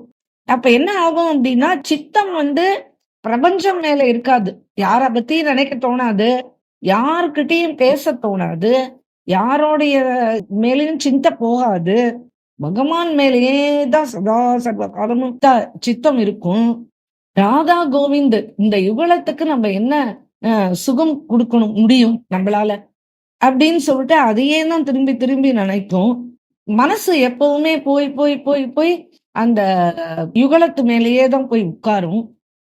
இந்த சேவையில எந்த ஆடம்பரமும் இருக்கக்கூடாது. அப்புறம் நம்மளுக்கு என்ன இதனால சுகம் அப்படின்றத நினைக்கவே கூடாது. பகவானுக்கு சேவை செய்யும் போது அவர் சொல்றாரு வல்லவாச்சாரியர், இந்த நம்ம சுகம் என்னன்றதையே நினைக்காம பகவான் சுகமே முக்கியம் அப்படின்னு நினைச்சுட்டு அப்படி பண்ணணும் அப்படின்னு சொல்ற. இந்த அக்ரதாஸ் யாருன்றத நம்ம ஏற்கனவே அக்ரதாஸ் சரித்திரத்துல பார்த்தோம். சாக்ஷாத் ஸ்ரீ ஜானகி தேவியினுடைய பிரிய சக்கி தான் இந்த சந்திரகலா. அந்த சந்திரகலா தான் அக்ரதாஸ் ஜியா வந்து அவர் பிரகடன ஆறாரு கலியில. காலையில எழுந்தவுடனே பஜன், அதுக்கப்புறமா வந்து மானசிக் சேவா தான் பண்ணுவார். அந்த மானசிக் சேவால என்ன அப்படின்னு சொன்னா அவருடைய பாவங்கள்லாம் ரொம்ப அழகா இருக்குமா. அது என்ன அப்படின்னா, முதல்ல அந்த மானசிக் சேவால ஸ்நானம் பண்ணி வைப்பார். அப்புறம் வஸ்திரதாரணம் ஆன உடனே சிங்காரம் முடிஞ்ச உடனே புஷ்ப மாலா, கடைசியில போது. இதுதான் வந்து மானசீக சேவாவுடைய வரிசக்கிரமம். இப்போ இவர் வந்து இன்றைய தினம் வந்து அவர் மானசீக சேவால ஸ்நானம் எடுத்து வஸ்திர தாரணம் எடுத்து சிங்காரம் முடிஞ்சாச்சு. இப்ப அடுத்தது புஷ்ப மாலா போடணும் சுவாமி மேல. இந்த டயத்துல என்ன, நாபாஜி பக்கத்துல இருந்து ஃபங்கா போட்டுட்டே இருக்கார், குருநாதரோடய இருக்கார். அப்போ ஏதோ ஒரு சிஷ்யர், இவருடைய சிஷ்யர் அக்ரதாஸுடைய சிஷ்யனுக்கு ஆபத் காலத்துல அவர் வந்து சமுத்திரத்துல வியாபாரம் பண்றதுக்கு போறார். இந்த புயல் அடிக்கிறது, அவர் போயின்ற அந்த போட்டு வந்து தண்ணீர்ல மூழ்க ஆரம்பிச்சிருது. பிராணன் பிழைக்காது, வேற உபாயமே இல்லை அப்படின்னு உடனே குருநாதரை நினைச்சிட்டு அங்கேருந்து, ஹே குருநாதா, நீ தான் என்னை காப்பாற்றணும், வேற வழி இல்லை, மழை வேற பெய்யறது பயங்கரமா இருக்கு, நான் வந்து நீங்க தான் சங்கட நிவாரணம் பண்ணக்கூடியவர், அதனால நீங்களே தான் என்னை காப்பாற்றணும் அப்படின்னு அந்த குருநாதரை நினைச்சுட்டு அவன் வந்து கப்பல்ல இருந்து அந்த சிஷ்யன் வந்து கதறான். இவன் அந்த மாதிரி அவன் கதறும் போது இவர் வந்து தடுமாறுறார். இப்ப வந்து ஹிருதயபூர்வமா ஒருத்த வந்து சங்கடத்துல அவன் இவரை நினைச்சு கூப்பிடுறான். குரு விசாரம் பண்ணி பார்த்தார். இப்ப மாலை போடணும் அடுத்தது பகவானுக்கு, இப்ப அதை விட்டுட்டேன்னா அதுவும் அபராதம். இப்ப சிஷ்யன் அங்க கூப்பிடுறான், அவனுக்கு போய் நான் எப்படி விவகாரம் பண்ணுவேன், தர்ம சங்கடமான நிலை வந்துட்டு ரெண்டும் முக்கியமான காரியம்தான், நான் என்ன பண்ணுவேன் அப்படின்னு அவர் நினைச்சுன்னு இருக்கிற அதே க்ஷணம் நாபாஜி அங்க பங்கா போட்டுட்டே இருக்காரு இல்லையா, அவர் விசிறிண்டே இருக்காரு இல்லையா, அவ்வளவுதான். அடுத்த க்ஷணம் என்ன பண்ணாரு, இங்கேருந்து அந்த பங்காவை அப்படியே தூக்கி எறிஞ்சார். அது போய் அந்த கடல்ல விழுந்தது. அவன் அந்த பங்காவை பிடிச்சிட்டு எப்படியோ கரை ஏறிட்டான். இவர் அக்ரதாஸ் என்ன பண்றாரு, மாலைய போடணுமே அப்படின்னு சொல்லிட்டு இவர் சரி மானசீகமா சங்கல்பம் பண்ணிட்டு உடனே அங்க போய் பாக்குறார் அக்ரதாஸ். அங்க போய் பார்த்தானா மழை எல்லாம் நின்றுட்டு, காத்துலாம், அவன் வந்து கரை ஏறிட்டான். உடனே ரொம்ப சந்தோஷமா எடுத்து அவன் குருவை பார்த்து நன்றி சொல்றான், என்னுடைய சங்கடங்கள்லாம் நிவாரணம் எடுத்து நான் உங்களுக்கு என்ன பண்ணுவேன். உடனே அவர் அங்கேருந்து இங்க வந்து பாக்குறார். பார்த்த உடனே யாரு இது, நம்ம போறதுக்கு முன்னாடியே அவனை காப்பாத்தினது யாரு அப்படின்னு நினைச்சுக்கிறார். அப்ப இவன் மனசுல யோசனை பண்ணி விசாரம் பண்ணி பார்த்தோம்னே இவன் தான் அப்படி நாபாஜி தான்றது புரிஞ்சுட்டு, சம்சாரிகள்லாம் என்ன பண்ணுவா, கஷ்டப்படுறானா அவ எப்படி கஷ்டப்படுறான்ற அந்த விகாரத்தை பாப்பா. ஆனா சந்துக்கள் பாக்குறது என்ன அப்படின்னா, பகவான் என்ன விகாரம் பண்றான்றத பாப்பார், பகவான் என்ன விளையாடுறான்றத பாப்பார். உடனே இப்ப குருஜி வந்து அந்த சுவாமிக்கு மாலையை அணிஞ்சிட்டார். மாலையை அணிஞ்சு போகு பண்ணியாச்சு, எல்லாம் முடிஞ்சிருத்து, அவருடைய மானசீக சேவா முடிஞ்சிருத்து. உடனே நாபாஜியை கூப்பிட்டு ஏ சமர்த் அப்படின்னு கூப்பிடுறாரு. இந்த பிரியாதாஸ் ஜி வந்து இந்த இடத்துல இப்படி வியாக்கியானம் பண்ணியிருக்காங்க. ஏ சமர்த், என் மனசுல நடக்கிறதெல்லாம் உனக்கு எப்படிடா தெரிஞ்சுது. நாபாஜி காலில் விழுந்து நமஸ்காரம் பண்ணிட்டு சொல்றான், எந்த அனாதைய நீங்க காட்டுல தனியா விட்டுருக்கிற அனாதைய நீங்க கூட்டின்னு வந்தேளோ, அந்த சமயத்துல என்னை யார் காப்பாத்தினாரோ அவர்தான் இந்த லீலையை செஞ்சார் அப்படின்னு சொன்ன உடனே அந்த குழந்தைக்கு இருக்கிற பக்குவத்தை பார்த்து அப்படியே ஹிருதயத்தோட கட்டி அணைச்சுன்னு அழறார். அவரும் அழறார், இவனும் அழறான், ரெண்டு பேரும் அழறா குலுங்கி குலுங்கி. இப்படி ஏதாவது ஒரு ஆச்சரியமான காரியம் தினம் ஏதாவது ஒண்ணு அந்த இடத்துல நடந்துட்டேதான் இருக்கும். இப்படி அவர் மானசீக சேவாவை முடிச்சுட்டார். அப்புறம் சேவா வந்து நடுவுல தடைப்பட்டு இல்லையா, கொஞ்ச நிமிஷம் பகவானை வந்து மன்னிக்க சொல்லி கேட்கிறார் அக்ரதாஸ்ஜி, க்ஷமாபணம் கேட்டுக்கிறார். அப்ப பகவான் பிரத்யட்சமாய் சொல்றார், இதெல்லாம் என்னுடைய இச்சையினாலதான்ப்பா இதெல்லாம் நடந்தது. அவனை யாருன்னு நினைச்சுட்டு இருக்கா, அவன் சாமானிய பாலகன் கிடையாது, அவன் சாக்ஷாத் பிரம்மா தெரியுமா. அவன் வந்து பிரகடனம் ஆகி அவதாரம் ஆயிருக்கிறதே பக்தமால் எழுதணுங்கிறதுதான், அதுக்காக தான் இந்த லீலை நடந்துட்டு இருக்கு அப்படின்னு சொன்ன உடனே இவர் என்ன பண்றாரு, நமஸ்காரம் பண்ணிட்டு சுவாமிக்கு அக்ரதாசர் கூப்பிடுறாரு. ஏ நாபா அப்படின்னு கூப்பிடுறாரு. இன்னையிலேருந்து நீ நாபாதாஸ் ஆயிட்ட. ஏன்னா என்னுடைய நாபினா வயிறு, என்னுடைய வயிற்றுல என்ன இருக்கோ அர்த்தார்த்து, என்னுடைய ஹிருதயத்துல என்ன இருக்கோ அதை நீ புரிஞ்சுட்டு உடனே அதுக்கு என்ன பண்ணணுமோ அதையும் செஞ்ச இல்லையா. என்னுடைய வயிற்றுல இருக்கிறதையே நீ இப்படி புரிஞ்சுட்டியே, அதனால இனிமே உன்னுடைய பேர் நாபாஜி அப்படின்னு சொல்லிட்டு கூப்பிடுற. இந்த ஆச்சரியம் அதிசயம் இதெல்லாம் நடக்கிறதுனா எதனாலப்பா, எல்லாம் உன்னுடைய ஸ்ரத்தையான சந்து சேவையினாலதான் இதெல்லாம் நடக்கிறது. இதுதான் சந்து கிருப்பா, இதுதான் சந்து பிரபாவம், இத புரிஞ்சுக்கோ அப்படின்னு உபதேசம் பண்றார்.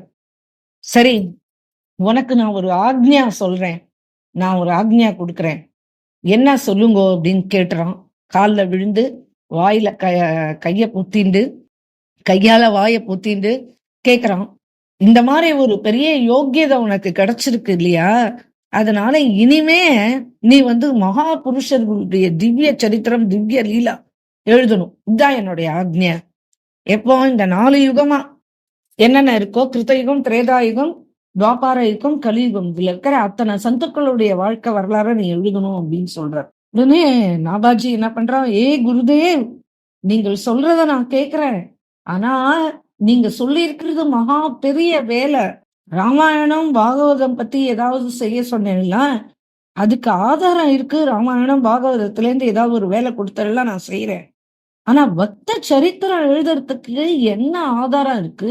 நான் எப்படி எழுத முடியும்? எனக்கு எதுவுமே தெரியாது நான் அப்படின்ன உடனே அதுக்கு அக்ரதாஸ்ஜி சொல்றார், இல்லப்பா, உனக்கு குப்த ரூபத்துல பஜனை செஞ்சவா, பகவானோட லீல நடத்தினவா, அவளுடைய சரித்திரங்கள்லாம் அப்படியே தெரிய ஆரம்பிக்கும் கண் முன்னாடி. நீ அதை பார்த்து அப்படியே எழுத வேண்டியதுதான். இந்த சரித்திரங்கள் அப்படியே உன் கண் முன்னாடி நடக்கும்பா, அதை பார்த்து நீ எழுதணும். எனக்கு ஒண்ணுமே தெரியாது, இது ரொம்ப கடினம், இது நிஜமாவே எனக்கு நீங்க கொடுக்கிற பெரிய சோதனையான வேலை, நான் என்ன பண்ணுவேன் அப்படின்னு அழலாம். உடனே குருஜி சிரிக்கிறார், அப்பா, நான் மாலை போடணும், சிங்காரத்துல மாலை போடுற வேலை அடுத்தது. மாலை போடணும் அப்படின்னு இருக்கிற சமயத்துல என் சிஷ்யன் அங்க கடல்ல மூழ்கிறத எப்படி தெரிஞ்சுட்ட? எப்படி உதவியும் பண்ண? அதனால உன்னால எல்லாமே முடியும். என்ன யாரோ நினைச்சுட்டா அதுவே உனக்கு தெரியறதே, அப்ப இது தெரியாதா? அதனால சிஷ்யாள், அதனால பக்தாளுடைய சரித்திரம் அத்தனையும் அப்படியே உனக்கு தானே தெரிய வரும். நீ எழுத ஆரம்பிச்சனா எல்லாம் உன்னுடைய ஹிருதயத்துல ஸ்புரிக்கும். நீ என்ன நம்பு அப்படின்னு சொல்ற. அப்ப நாபாஜிக்கு 9 வயசு. சுப சமயம் பார்த்து ஒரு பேனா பேப்பர்லாம் எடுத்து வச்சுட்டு குருதேவனுடைய ஆணையின் பேர்ல சொல்லியிருக்காரு இல்லையா, அவர் எழுத சொல்லி, அதனால இவர் பக்தமால் எழுத ஆரம்பிக்கிறார். கிரந்தம்னு எழுத ஆரம்பிக்கணும் அப்படின்னா அது சாதாரண விளையாட்டு இல்ல, அதுக்குன்னு ஒரு விதி இருக்கு. ஆரம்பத்துல முதல்ல மங்களாச்சரணம் எழுதணும். அந்த மங்களாச்சரணம் எழுதுறதுலயும் 3 விதம் இருக்கு.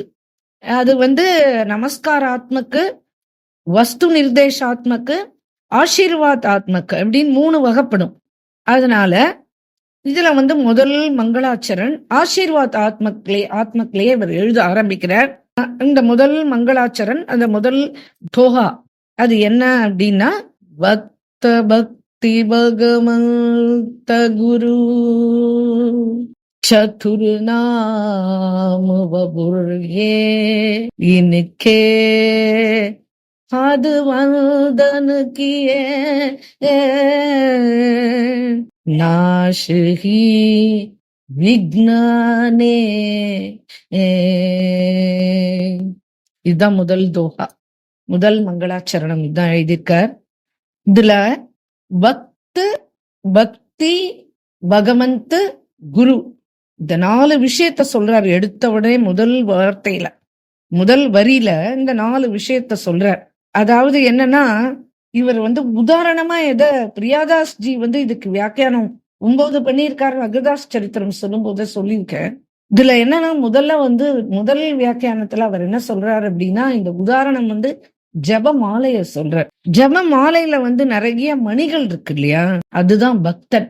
வரிசையா ஒரு பக்தனா நிறைய மணிகள் இருக்கே, அதெல்லாம் பக்தாள். அப்புறம் இதெல்லாத்தையும் எதுல கோக்குறோம் அப்படின்னா, நூல்ல கோக்குறோம் இல்லையா, அந்த நூல் தான் பக்தி. எல்லாத்தையும் கோத்துட்டு மேல சுமேரு, அந்த மேரு ஒரு இதுல முடிக்கிறோம் இல்லையா, எல்லாத்தையும் கனெக்ட் பண்ணி முன்னத்துல அது முடியறது இல்லையா, அந்த சுமேரு இருக்கு இல்லையா, அதுதான் குரு. அந்த சுமேருக்கு மேல நிறைய நூல்கள் அப்படியே தொங்குறது இல்லையா, அதுதான் பகவான். அதெல்லாம் அத்தனையும் சேர்த்து முடி போட்டு அந்த சுமேருக்கு மேல அந்த குஞ்சம் இருக்கு இல்லையா, அதுதான் பகவான் அப்படின்னு சொல்ற. இது பார்க்க 4 விஷயம் மாதிரி இருக்கு. ஆனா இதுல சதுர்நாம் இருக்கு, ஆனா அவ எல்லாம் ஒண்ணுதான். வபுர் ஏக், வஸ்து ஒண்ணுதான் அப்படின்னு சொல்ற. இந்த என்ன அப்படின்னா, ஜீவன் ஜீவனுடைய விக்னம் எல்லாம் நாசமாயிடும் அப்படின்றார். அது என்ன அப்படின்னா, பகவான் கிட்டேந்து விமுக்தனா ஒருத்தன் ஆயிட்டான், விலகிட்டான், பகவானிடத்துல இருந்து விமுக்தனா ஆறானே, அதுதான் வாழ்க்கையில ஜீவனுக்கு ஏற்படுற பெரிய விக்னம். இந்த குருதேவரோ பக்கத்துல நம்ம போக போக போக போக நம்மளுடைய விக்னங்கள் எல்லாம் நாசமாயி அந்த குருதேவரே நம்மளை எடுத்துன்னு போய் பகவான் இடத்துல சேர்த்துருவார் அப்படின்னு சொல்றார். இந்த பஜனை பண்ணியோ நாம ஜபம் பண்ணியோ அந்த பகவானை பிடிக்க ஆதாரமா இந்த பக்தன் ஒரு குருதேவனை பிடிச்சுக்கிறார். அந்த சுமேரு அவர் குருதேவர் விசேஷ சக்தி சம்பன்னர். அவரும் பஜனை பண்ணுவார், அவரும் ஜபம் பண்ணுவார். அவர் மத்தவாள உத்தாரணம் பண்ற சக்தியும் அவர்கிட்ட இருக்கும். அவர் அந்த விசேஷ சக்தி சம்பன்னர் அவர். அப்புறம் இந்த நூல் தான் இந்த பக்தி தான் இந்த நூல். அது என்ன பண்ணும், இந்த எல்லா மணியும் அதுல கோத்துடும். நம்மளுடைய ஹிருதயத்தை எடுத்துன்னு போய் பகவானுடைய பாதத்துல சமர்ப்பணம் பண்ணி அவனுக்கு பிரீத்தியா நம்மளுக்கு ஆக்கிறது தான் இந்த பக்தி. பகவான் இந்த முடிச்சு எப்படி எல்லா நூலையும் சேர்த்து அந்த முடிச்சு எப்படி மேல இருக்கோ அதுதான் பகவான் அப்படின்னு சொல்லிட்டு இந்த உதாரணமா இந்த ஜபமாலாவை இந்த பிரியாதாஸ்ஜி இந்த வியாக்கியானத்துல சொல்றார். இந்த பக்தி பகவந்த குரு இவருடைய பதத்துல நம்மளுடைய பாதத்தை வச்சு இது பண்ணிட்டோம்னா நம்மளுக்கு அநேக விக்னங்கள் நாசம் ஆயிடும் அப்படின்னு சொல்லிட்டு. அப்புறம் 2வது தோஹா சொல்றார், மங்கள ஆதி விசாரக் வஸ்துதா और अनूप ஹரிஜனுக்கோ ஜஸ் காவத்தி ஹரிஜன மங்கள ரூப் அப்படின்னு சொல்றார். அதாவது என்ன, குரு பக்தியோட குரு நிஷ்டாவும் பக்தனுக்கு உண்டு. ஆனா பிரதானமா என்ன பண்ணணும் அப்படின்னா ஹரிஜன் அப்படின்னா பக்தாளுடைய அவளுடைய புகழ பாடணும். ஹரிஜன்கோ ஜஸ் காவத்தி அப்படின்னு சொல்லிட்டு அதை சொல்ற. அதுக்கப்புறம் பக்தனுடைய ரோமத்துல பகவான் இருக்கான். கே சபு சந்த மிலன் நிர்ணய கியோ மதி ஸ்ருதி புராணி இதிகாஸ் பஜ்வே கோ ஈஸ்வரு கே ஹரிதாஸ் அப்படின்னு சொல்றார். இப்ப எல்லா சத்துக்களும் சேர்ந்து நிர்ணயம் பண்ணிருக்கிறது என்ன அப்படின்னு சொன்னா, வேதம் இதிகாசம் புராணம் எல்லாம் என்ன சொல்றது அப்படின்னா, ஒண்ணு ஹரிய பஜன் பண்ணு இல்ல ஹரிதாசர்களை பஜனை பண்ணு அப்படின்னு சொல்றது அப்படின்னு சொல்லிட்டு இந்த தோகாக்கள் வரிசையா இருக்கு. ஒரு தடவை நைமிசாரணத்துல ஒரு பெரிய சத்சங்கம் நடக்கிறது. அப்போ அங்க கேக்குறா, எல்லாரையும் விட பெரியவர் யார் அப்படின்னு கேக்குறார். பெரிய வஸ்து எது அப்படின்னு கேட்டோடனே பிருத்திவி தான் எல்லாத்தையும் விட பெருசு. சரி, பிருத்திவியும் விட பெருசு என்ன அப்படின்னு கேட்டோடனே பிருத்திவியும் விட பெருசு என்னன்னா சமுத்திரம் அப்படின்னு. அந்த சமுத்திரத்தையே குடிச்சாரே அகஸ்தியர், அதனால சமுத்திரத்தை விட பெரியவர் அகஸ்தியர் தான். அகஸ்தியரை விட பெரியவர் யாருன்னு சூரியன் தான். சூரியனை விட பெரியவர் யாரு அப்படின்னு கேட்டா பகவான் நாராயணன் தான் அப்படின்னு சொல்லிட்டு, அந்த பகவான் நாராயணனை விட பெரியவர் யார் அப்படின்னு கேட்டவுடனே அந்த நைமசாரண்யத்திலே சூத மகரிஷி சொல்ற, நாராயணனுடைய ஹிருதயத்தை திருடக்கூடிய பக்தனான பெரிய பக்தன் அவன்தான் எல்லாரையும் விட பெரிய பக்தன். நாராயணனுடைய ஹிருதயத்தையே ஒருத்தன் திருடக்கூடும் அப்படின்னா அப்போ அவனையும் விட பெரியவன் இல்லையா அந்த பக்தன். அதனால நாராயண பக்தர்களே எல்லாத்தையும் விட பெரியவன் அப்படின்னு சொல்லிட்டு இந்த சத்சங்கத்துல நிரூபணம் பண்றார் சூத மகரிஷி. அப்போ இந்த நாபாஜி சொல்றார், இத எழுதுறதுக்கு நானா உட்கார்ந்துக்கல, என்னுடைய குருதேவரான அக்ரதேவர் தான் எனக்கு ஆக்ஞாபிச்ச. என்னுடைய ஹிருதயத்திலையும் என்னுடைய வாக்குலையும் இருந்து என் குருதேவர் தான் இதெல்லாத்தையும் பண்ணிட்டு இருக்கார். அதனால இந்த பவசாகரத்துல இப்படி ஒரு பலவிதமா ஜனங்கள் கஷ்டப்படுறாளே, அவளை உத்தாரணம் பண்ணணும் அப்படின்னா இந்த பக்த சரித்திரம் தவிர வேற கதி கிடையாது. கலியில இந்த பக்தமாளுடைய இந்த ஹரி பக்தனுடைய யசஸ கேட்டாலே ஹிருதயத்துல என்னென்னலாம் ஏற்படும் அப்படின்றத இந்த 4வது தோகால சொல்றார். அதுல ஹிருதயத்துல பஜனை பண்ணணும் அப்படின்ற ஆர்வம் வருமா, பஜன் கா லாலசா அப்படின்றார். பஜனையில ஒரு நிஷ்டா, அப்புறம் குரு இடத்துல ஒரு நிஷ்டா, அப்புறம் இந்த குரு நிஷ்டையினாலேயே பகவானுடைய கிருப்பைக்கு ஆளாவான். அப்ப பகவானுடைய கிருப்பை கிடைக்கும்.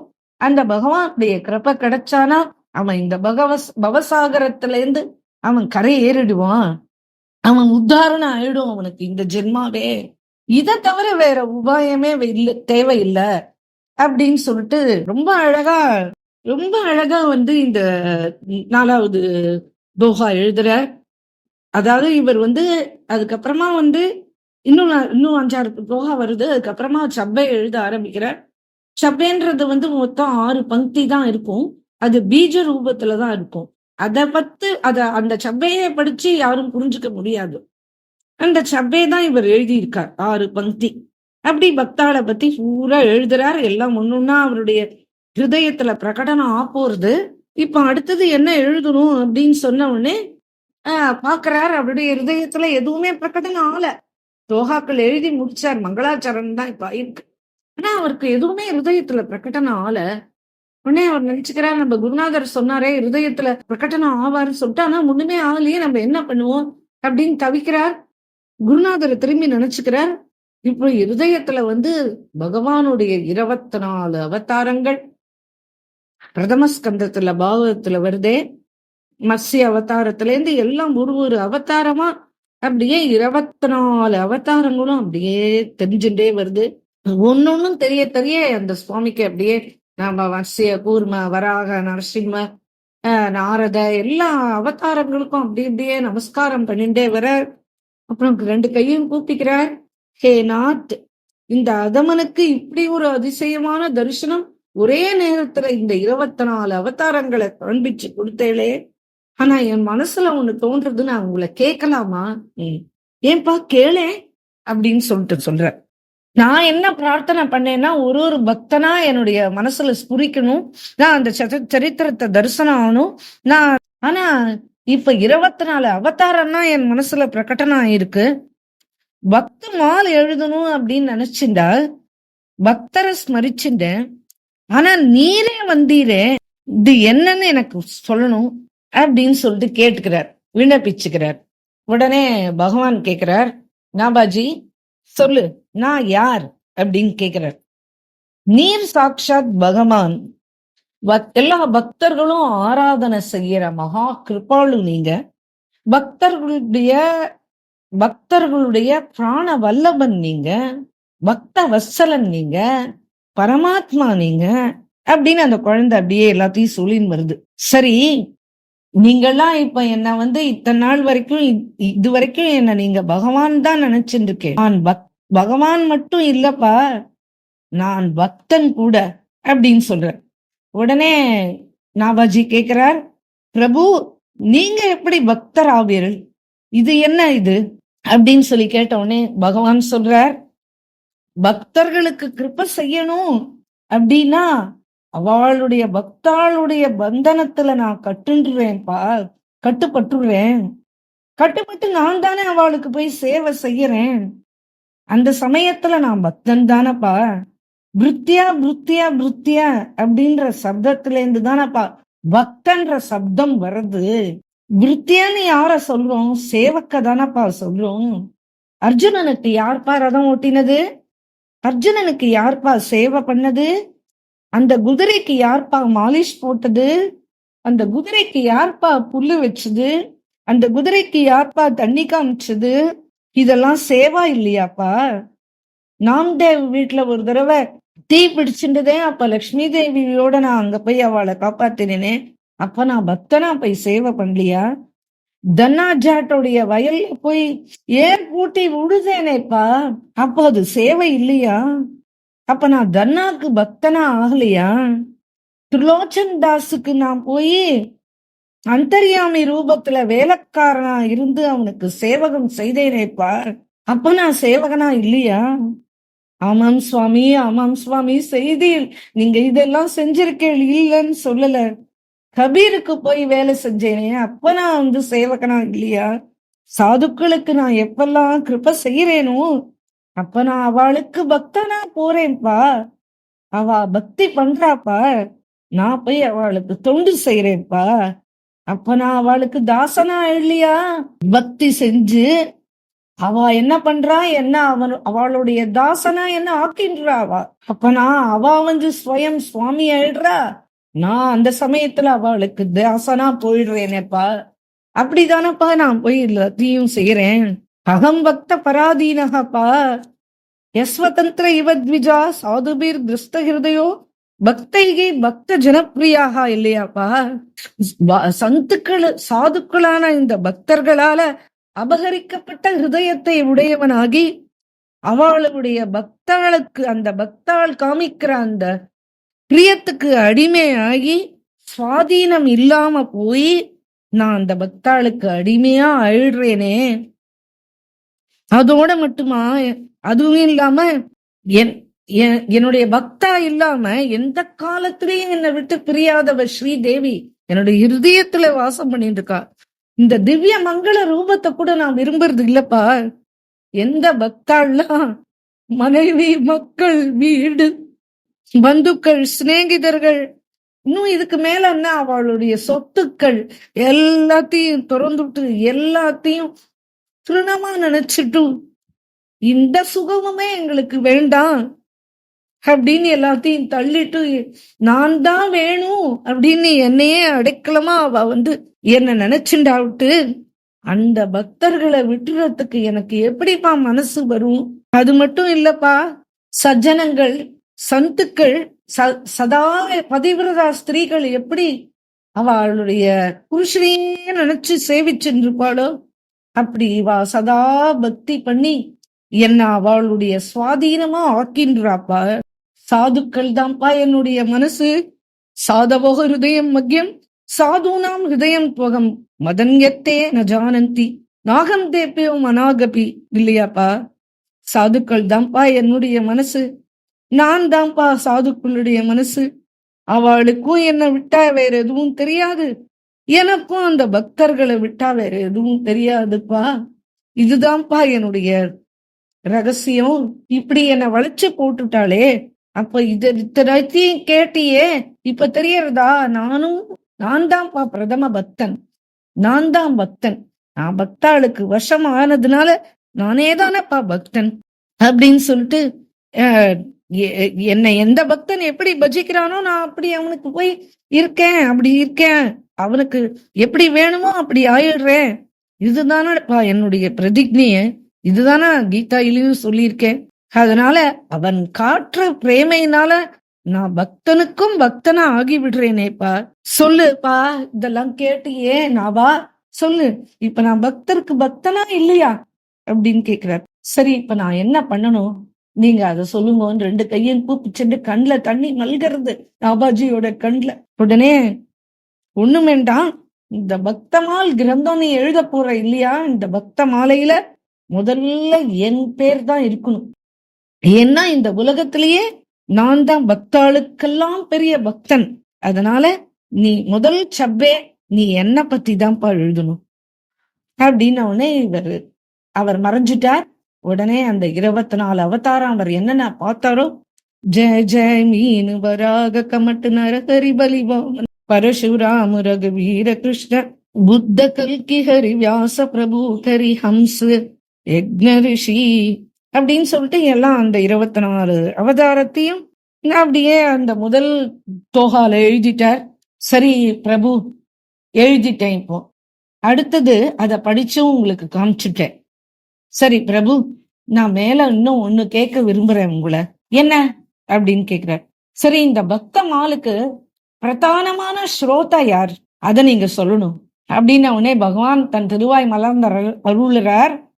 என் கதைய கேட்கறதுக்கு பக்தாள்லாம் வராளேப்பா, அதனால என் கதைய கேட்கறதுக்கு பிரதான ஸ்ரோதாக்கள் என் பக்தாள் தான். ஆனா இந்த பக்த சரித்திரம், இந்த பக்த சரித்திரத்துக்கு பிரதான ஸ்ரோதா யார் தெரியுமாப்பா? ஸ்வயம் நானே தான்ப்பா. இந்த பக்த சரித்திரத்துக்கு மட்டும் பிரதான ஸ்ரோதா நான் தான்ப்பா அப்படின்னு சொல்றார். ராம் கதா நடக்கிறது, ராமாயணம் நடக்கிறதுன்னா அதுக்கு பிரதான ஸ்ரோதாவா அனுமான்ஜி அங்க பிரகடனம் ஆயிருப்பார். ஸ்ரீமத் பாகவதம் நடக்கிறதுனா அதுக்கு பிரதான ஸ்ரோதா பரிஷித் ஜி. பக்தமால் கதைக்கு பிரதான ஸ்ரோதா சாக்ஷாத் ஸ்வயம் நான் தான்ப்பா, பகவான் தான் அப்படின்னு சொல்லிட்டு. ஏன்னா இந்த பக்தாளோட சரித்திரத்தை கேட்டு கேட்டு கேட்டு பிரதி தினம் கேட்டாலும் எத்தனை தடவை கேட்டாலும் எனக்கு அழுக்காதுப்பா. ஸ்வயம் நான் தான்ப்பா பிரதான ஸ்ரோதா, நானே இதுல ரொம்ப பிரசன்னமா ஆயிடுவேன். அதனால நானே எந்த இடத்துல பக்த சரித்திரம் சொன்னாலும் கேட்டாலும் அந்த இடத்துல நானே வர்றேன். அப்படியா, நீங்களே வருவேளா? சரி, உங்களுக்கு என்ன மாதிரி ஆசனம் போடணும் அப்படின்னு சொல்லிட்டு கேக்குறார். உடனே அவருக்கு அதுக்கு பகவான் பதில் சொல்றார், பா, சாமானிய ஆசனம் எல்லாம் போட்டா நான் உட்கார மாட்டேன்ப்பா. யாரு ஹிருதய பூர்வத்தோட, பக்தியோட, பிரேமையோட என்னுடைய பக்த சரித்திரம் கேட்கிறாளோ, அவளுடைய அந்த பக்த ஹிருதயம் தான்ப்பா என்னுடைய ஆசனம். நான் அந்த ஆசனத்துல உடனே எந்த பக்தன் இந்த பக்த மாலை கேட்கிறானோ, இந்த பக்த சரித்திரத்தை கேட்கிறானோ, அந்த நிமிஷமே அவனுடைய ஹிருதயத்துல விராஜ்மான் ஆயிடுவேப்பா, நான் அவளுடைய ஹிருதயத்துல உட்கார்ந்துடுவேப்பா அப்படின்னு சொல்றார். உடனே நாபாஜி கால்ல விழுந்து நமஸ்காரம் பண்ணிக்கிறார். உடனே நாபாஜி பரம பிரசன்னமா பாடுறார், ஹரிஜி ஆயியே விராஜியே, ஹரிஜி आइए विराजिए, कथा सुनो इतिहास, कथा सुनो इतिहास, उपशो भक्तमाल के, उपशो भक्तमाल के, तुम भक्त रज हम दास, तुम पद रज हम दास அப்படின்னு பாடுறார். அப்புறம் அவருடைய திவ்ய சரண சின்னம் இருக்கு இல்லையா, அத அடுத்த சபையில பாடுறார். அதுக்கப்புறம் துவாதச பக்தர்களை பத்தி அடுத்த சபையில பாடுறார். அடுத்தது ஷோடச பார்ஷதர்கள், அந்த 16 பார்ஷதர்களை பத்தி 4வது சபையில பாடுறார். ஹரி வல்லபர்களை பத்தி அடுத்த சபையில பாடுறார்.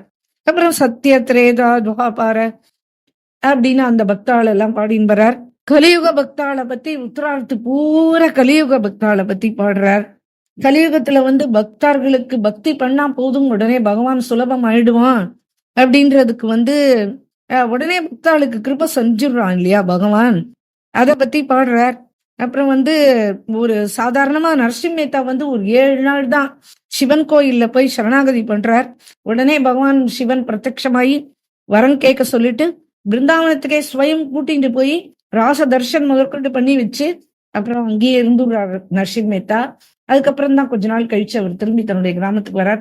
இப்படி எல்லாம் தன்னுடைய பக்தாளுக்கு கிருபா பண்ண நரசிம்ம மேத்தா சரித்திரத்தை இங்க ஸ்மரிச்சுக்கிறார். நாமதேவர் 3 நாள் பசியா இருந்து பகவான் பிரத்யக்ஷம் ஆகணும் அப்படின்னு கதறார். உடனே முட்டின்ற உடனே பகவான் பிரத்யக்ஷம் ஆயிரான். ஒரு கைனால பால் ஜக்க எடுத்து குடிக்கிறான், ஒரு கைனால நாமதேவரை பிடிச்சுக்கிறான். தானும் குடிச்சிட்டு அவனுக்கும் பாலை குடிக்கிறதுக்கு கொடுக்கறான். இப்படி கிருபா கதவை திறந்து விடுறார் பகவான். இப்படி சாதனைகள் கலியுகத்துல பண்ண வேண்டியது ரொம்ப குறைச்சல் தான். குறைச்சலான சாதனை பண்ணாலும் பிரயோஜனம் அதிகமா கிடைக்கும் இந்த பக்தியினால. அதனால பக்தாளுக்கெல்லாம் சிறந்த காலம் எது அப்படின்னு கேட்டா கலிகாலம் தான். நீங்க பஜனை பண்ணாலே போதும், பகவான் பிரத்யட்சமாயிடுவான். பக்தமால் பூரா தயாராயிடுத்து. தயாரான உடனே அந்த பக்த மாலைய மாலைய பக்த மால்றது பக்த மாலா, பக்த மாலை, இந்த பக்த மாலைய பகவானோட கழுத்துல அணிவிக்கணும் அப்படின்ன உடனே அக்ரதாஸ் சொன்ன உடனே இந்த மாலையை அவர் அணிவிக்கணும்னு நினைக்கும் போது சீதாராம் ராதேஷ்யாம் 2 பேரும் பிரசன்னமாறா. பகவான் இந்த மாலையை எடுத்து தன்னுடைய ஹிருதயத்திலேயே அணிஞ்சுக்கிறத சாக்ஷாத் நாபாஜி தன் கண்ணால பாக்குறார். பகவான் பிரசன்னமானதை பார்த்த உடனே பகவான் நமஸ்காரம் பண்ணி தன் கிருதஜ்ஞையை தெரிவிச்சுக்கிறார். பகவானுடைய கிருப்பையினாலதான் இப்படி எனக்கு பக்த சரித்திரம் பூரா தெரிஞ்சு நான் அதை எழுதினேன் அப்படின்றார். சரிப்பா, இதுக்கு மேல நீ பக்தமால் பிரச்சாரம் ஆரம்பிச்சிடும். கலியில படுற கஷ்டங்களுக்கு ஒரே சாதனம் பக்தாளுடைய சரித்திர சிரவணம் மட்டும்தான். அதனால நீ இந்த பக்தமால் பிரச்சாரத்தை ஆரம்பிச்சிரு அப்படின்றார். நாபாஜியோட சிஷ்யரா கோவிந்ததாஸ் ஜின்னு சொல்லிட்டு அவருக்கு பூரா இந்த பக்தமால் பூரா சொல்லி வைக்கிறார். இந்த கதையும் பூரா சொல்றார் விஸ்தாரமா. பக்தமால் அவர் எழுதியிருக்கிறதுல 6 பந்தி தானே இருக்கு. அந்த 6 சப்பே தானே, ஒரு சப்பே நடத்துட்டா 6 தானே ஒரு சரித்திரம்ன்றது இருக்கும். ஆனா இவர் பூரா கதையும் சொல்றார் நாபாஜி. அத பிரச்சாரம் பண்ண சொன்னார் இல்லையா. அப்ப கேட்டுன்றவர் இந்த கோவிந்ததாஸ்ஜி. இவர் அந்த கதையை நன்னா ரொம்ப அழகா குருவுடைய எப்படி கேட்டாரோ அதே மாதிரியே அந்த கதையை சொல்ல தொடங்குறார். இப்படி கொஞ்ச நாள் ஆன உடனே நாபாஜி விருத்தர் ஆயிடுறார். அந்தர்தான சமயம் வந்துடுத்து. பகவான் கூப்பிட்டுறான், நீ வந்த காரியம் ஆயிடுத்துப்பா, அதனால நீ நிஜதாமுக்கு வந்துடலாம் அப்படின்னு கூப்பிடுறார். உடனே நாபாஜி தன்னுடைய தேகத்தை தியாகம் பண்ணிட்டு சீதாராம் சேவைக்காக அங்க சாக்கேத தாம் போயிடுறார். அங்க நாபா அலியா நம்ம ஏற்கனவே பார்த்தோம் இல்லையா, பிரதான சேவகி, அப்படி அங்க இருந்து சேவை செஞ்சுன்னு வர்றார். இப்படி இவர் சேவை செஞ்சுட்டே வந்து இருக்கும்போது ஒரு நாள் அங்கேயும் பங்கா தான் போடுறார். சுவாமிக்கு முகம் ரொம்ப விசாரமா இருக்கு. உடனே இந்த இவ்வளவு கவலை தோய்ந்த முகத்தை பார்த்த உடனே பகவான் கேக்குறார், என்னப்பா உன் முகத்துல இவ்வளவு கவலை ரேக போறது, ஏன் என்னத்துக்கு கவலை அப்படின்னு கேக்குறார். இல்ல உங்க சேவையில நான் ரொம்ப தன்யமா இருக்கேன், அதெல்லாம் ஒண்ணும் இல்ல.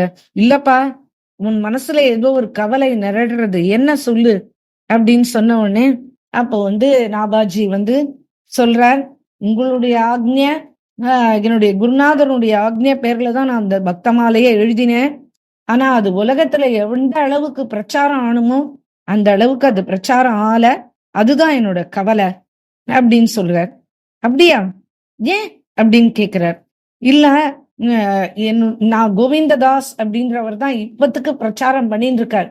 அவர் தினம் என்கிட்ட என்ன பிரேரணை பண்ணிக்கிறாருன்னா, நான் அவருடைய குருநாதர் இல்லையா, என்கிட்ட அவர் தினம் என்ன பிரேரணை பண்ணிக்கிறாருன்னா, நான் உங்களுடைய குரு முகத்தினால சர்வத்திர எல்லா கதைகளையும் கேட்டேன், அதனால நான் இந்த சப்பையும் சொல்லி இந்த கதையும் சொல்லிடுறேன். ஆனா எனக்கு அப்புறமா இந்த கதை சொல்றதுக்கு யாரு இருப்பான்னு தெரியல. ஏன்னா இந்த சப்பை எல்லாமே ரொம்ப கூடமா இருக்கு, ரொம்ப ரகசியமா இருக்கு, அதுல இருந்து ஒண்ணுமே புரியல. அதனால நான் இதுக்கு பிற்காலத்துல இந்த கதைய இந்த பக்தமால் சரித்திரத்தை சொல்றதுன்றது ரொம்ப கடினமான வேலை அப்படின்னு அவர் தினமும் பிரேரணை பண்ணிக்கிறார். எனக்கும் அது புரியுறது, அதுதான் சமாச்சாரம் அப்படின்னு சொல்றார். அவர் இந்த கோவிந்ததாசோட இந்த பக்த சரித்திரம் சொல்ற அந்த பிரச்சாரம் முடிஞ்சு போயிட போறதே இது இதுதான் என்னுடைய கவலைக்கு காரணம். உடனே பகவான் சொல்றார், ஸ்ரீராமன் சொல்றார், சரி நீ யாரையாவது எந்த சந்தையாவது பிரேரணை பண்ணு, அவ செய்யட்டுமே டீக்கா, இதுக்கு டீக்கானா வியாக்கியானம், அவ எழுதட்டுமே, டீக்கா எழுதட்டுமே அப்படின்ற. உடனே நாபாஜி சொல்றார், எனக்கு எதுவுமே விளங்கல, நீங்கள் சர்வாந்தர்யாமி, சர்வசக்தர், சர்வசக்திமான், நீங்க யாரையாவது பிரேரணை பண்ணுங்கோ, அப்பதான் அது சரியா அமையும் அப்படின்னு சொல்றார். உடனே பகவான் சொல்றார், இந்த மாதிரி சைத்தன்ய மகாபிரபு பிரச்சாரம் ரொம்ப அற்புதமான பிரச்சாரம் பண்ணார் அவர். அந்த சைத்தன்ய மகாபிரபுவுடைய பரம்பரையிலேயே அந்த சைத்தன்ய பிரபுவுக்கு கிருபா பாத்திரமா இருந்தது கோபால் பட்ஜி மகாராஜ். அவருடைய சிஷ்யர் நிவாசாச்சாரிய மகாராஜ். அவருடைய சிஷ்யர் மனோகர் தாஸ் ஜி மகாராஜ். அவருடைய சிஷ்யர் தான் இந்த பிரியாதாஸ் ஜி மகாராஜ்.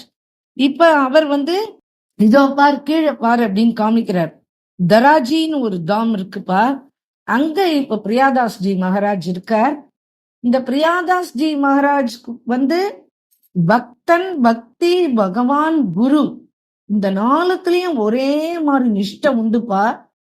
அதனால நீ பிரியாதாஸ் பிரேரணை பண்ணு, அவர் மூலமா ஒரு அற்புதமான டீக்கா ரெடி ஆகும், அதனாலேயே ஜெகத் கல்யாணம் உண்டாகும் அப்படின்னு சொல்றார். இது அதாவது நாபாஜி மகாராஜ் அந்தர்தானாயி 100 வருஷம் கழிச்சு இந்த பேச்சு நடக்கிறது.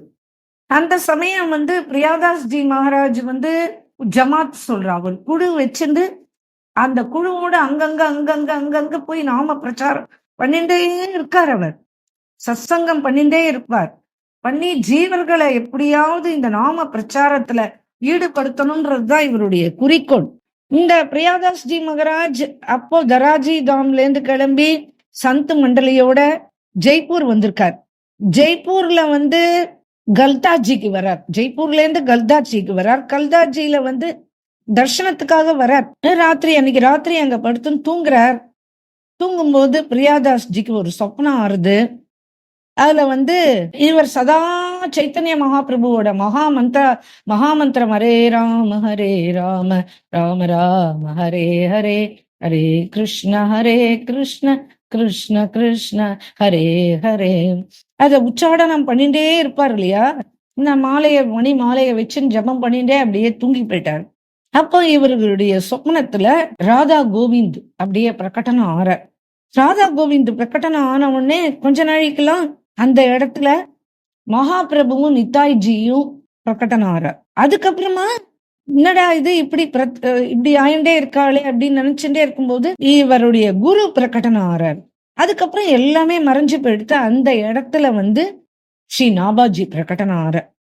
உடனே இவர் 2 கையையும் கூப்பிக்கிறார். பிரியாதாஸ் ஜி மகாராஜ், நீங்கள் யார், எனக்கு தெரியலையே, நீங்கள் யார் அப்படின்னு கேட்கிறார். கேட்ட உடனே இந்த அதமனுக்கு கிருப்ப பண்ணணும்னு நீங்க தரிசனம் தரையிலே, என்ன காரணம் நீங்க வந்திருக்கிறது அப்படின்னு கேட்ட உடனே அவர் நாபாஜி மகாராஜ் ஆக்னியை கொடுக்கிறார். நீ பக்தமால்னு இருக்கு இல்லையா, அந்த பக்தமாலுக்கு நீ டீகா விஸ்தாரமா எழுதணும், வியாக்கியானம் அது பண்ணு. அதுவும் கவித்துவத்துல பண்ணு, கவிதையா எழுது. அதுல பத்தியமாக கத்தியம் பத்தியம் சொல்றா இல்லையா, அதுல டீகா எழுதுப்பா. அந்த டீகா ஜகத்துல ரொம்ப பிரகாசிக்கிற மாதிரி இருக்கும். இதனாலயே பக்தமால் அதிகமா பிரச்சாரம் ஆக ஆரம்பிக்கும். அதனால உடனே நீ இந்த பக்தமால் சப்பே நான் தான் எழுதினேன், நீ இதுக்கு விஸ்தாரமா டீகா எழுத ஆரம்பி அப்படின்னு சொல்லிட்டு இவர் சொல்றார். உடனே இவர் கை கூப்பி சொல்றார், எனக்கெல்லாம் அவ்வளவு போராது, அவ்வளவு மதி இல்ல, நான் தப்பா பண்ணிட்டேன்னா என்ன பண்ணுவேன், அதனால என்னால முடியுமான்னு எனக்கு தெரியல அப்படின்னு சொல்றார். உடனே நாபாஜி சொல்றார், என் குருநாதர் என்ன முதல்ல பக்தமால் எழுதுப்பா அப்படின்னு சொன்னார். அப்ப நானும் இதேதான் சொன்னேன். அதனால ஜீவனால எதுவுமே, ஜீவர்கள்னால ஒண்ணுமே பண்ண முடியாதுப்பா. ஜீவ் என்ன பண்ணணும் அப்படின்னா ஒன்னே ஒண்ணுதான், குரு சரணாகதி தான்ப்பா. இல்லைன்னா கோவிந்த சரணாகதி. ஒண்ணு குரு சரணாகதி, இல்லைன்னா கோவிந்த சரணாகதி ஆகிடணும். இத பண்ணிட்டானா பகவானும் குருதேவனும் அது சிரமம் இல்லாமல் எந்த காரியமா இருந்தாலும் சரி அதை அவ முடிச்சு கொடுத்துருவா. ஒரு வேலை செய்யணும்னா அதை குருதேவர்கிட்ட சமர்ப்பணம் பண்ணிடணும். என் வாழ்க்கை, என் ஹிருதயம் எல்லாமே சர்வஸ்வம் இந்த ராதா கோவிந்தனுக்கு அப்படின்னு நீ நினைக்கணும்ப்பா. இந்த தேகம் பகவானுக்கு சமர்ப்பிக்கிறதுக்கு தான் நம்ம ஜென்மா எடுத்திருக்கோம்ப்பா. இந்த பிரபஞ்சம் பூரா அசத்தியம்ப்பா. அதனால நம்ம அவனோட கையில நம்ம ஒரு பொம்மையா எழுதணும். எனக்கு ஒண்ணுமே தெரியாது, ஆனா நீ என்னை எப்படியாவது ஒரு ஜீவனுக்கு ஒரு உதாரணத்தை நீதான் கொடுக்கணும் அப்படின்னு சொல்லிட்டு நீ வேண்டணும்ப்பா. அப்படி நீ செஞ்சியானா அவன் அத காரியத்தை அவன் முடிச்சு கொடுத்துருவான்ப்பா. நீ பயப்படாத, நீ மேற்கொண்டு காரியத்தை ஆரம்பி, விக்னம் இல்லாமல் நடக்கும்பா, நீ கவலைப்படாத அப்படின்னு அவனே. சரியா, அப்ப நீங்க தானே பக்தமால எழுதினேன்னு சொல்றேன், அதனால நீங்களே என்னுடைய ஹிருதயத்துல அமர்ந்துண்டு இதுக்கு வியாக்கியானமும் நீங்களே எழுதணும்.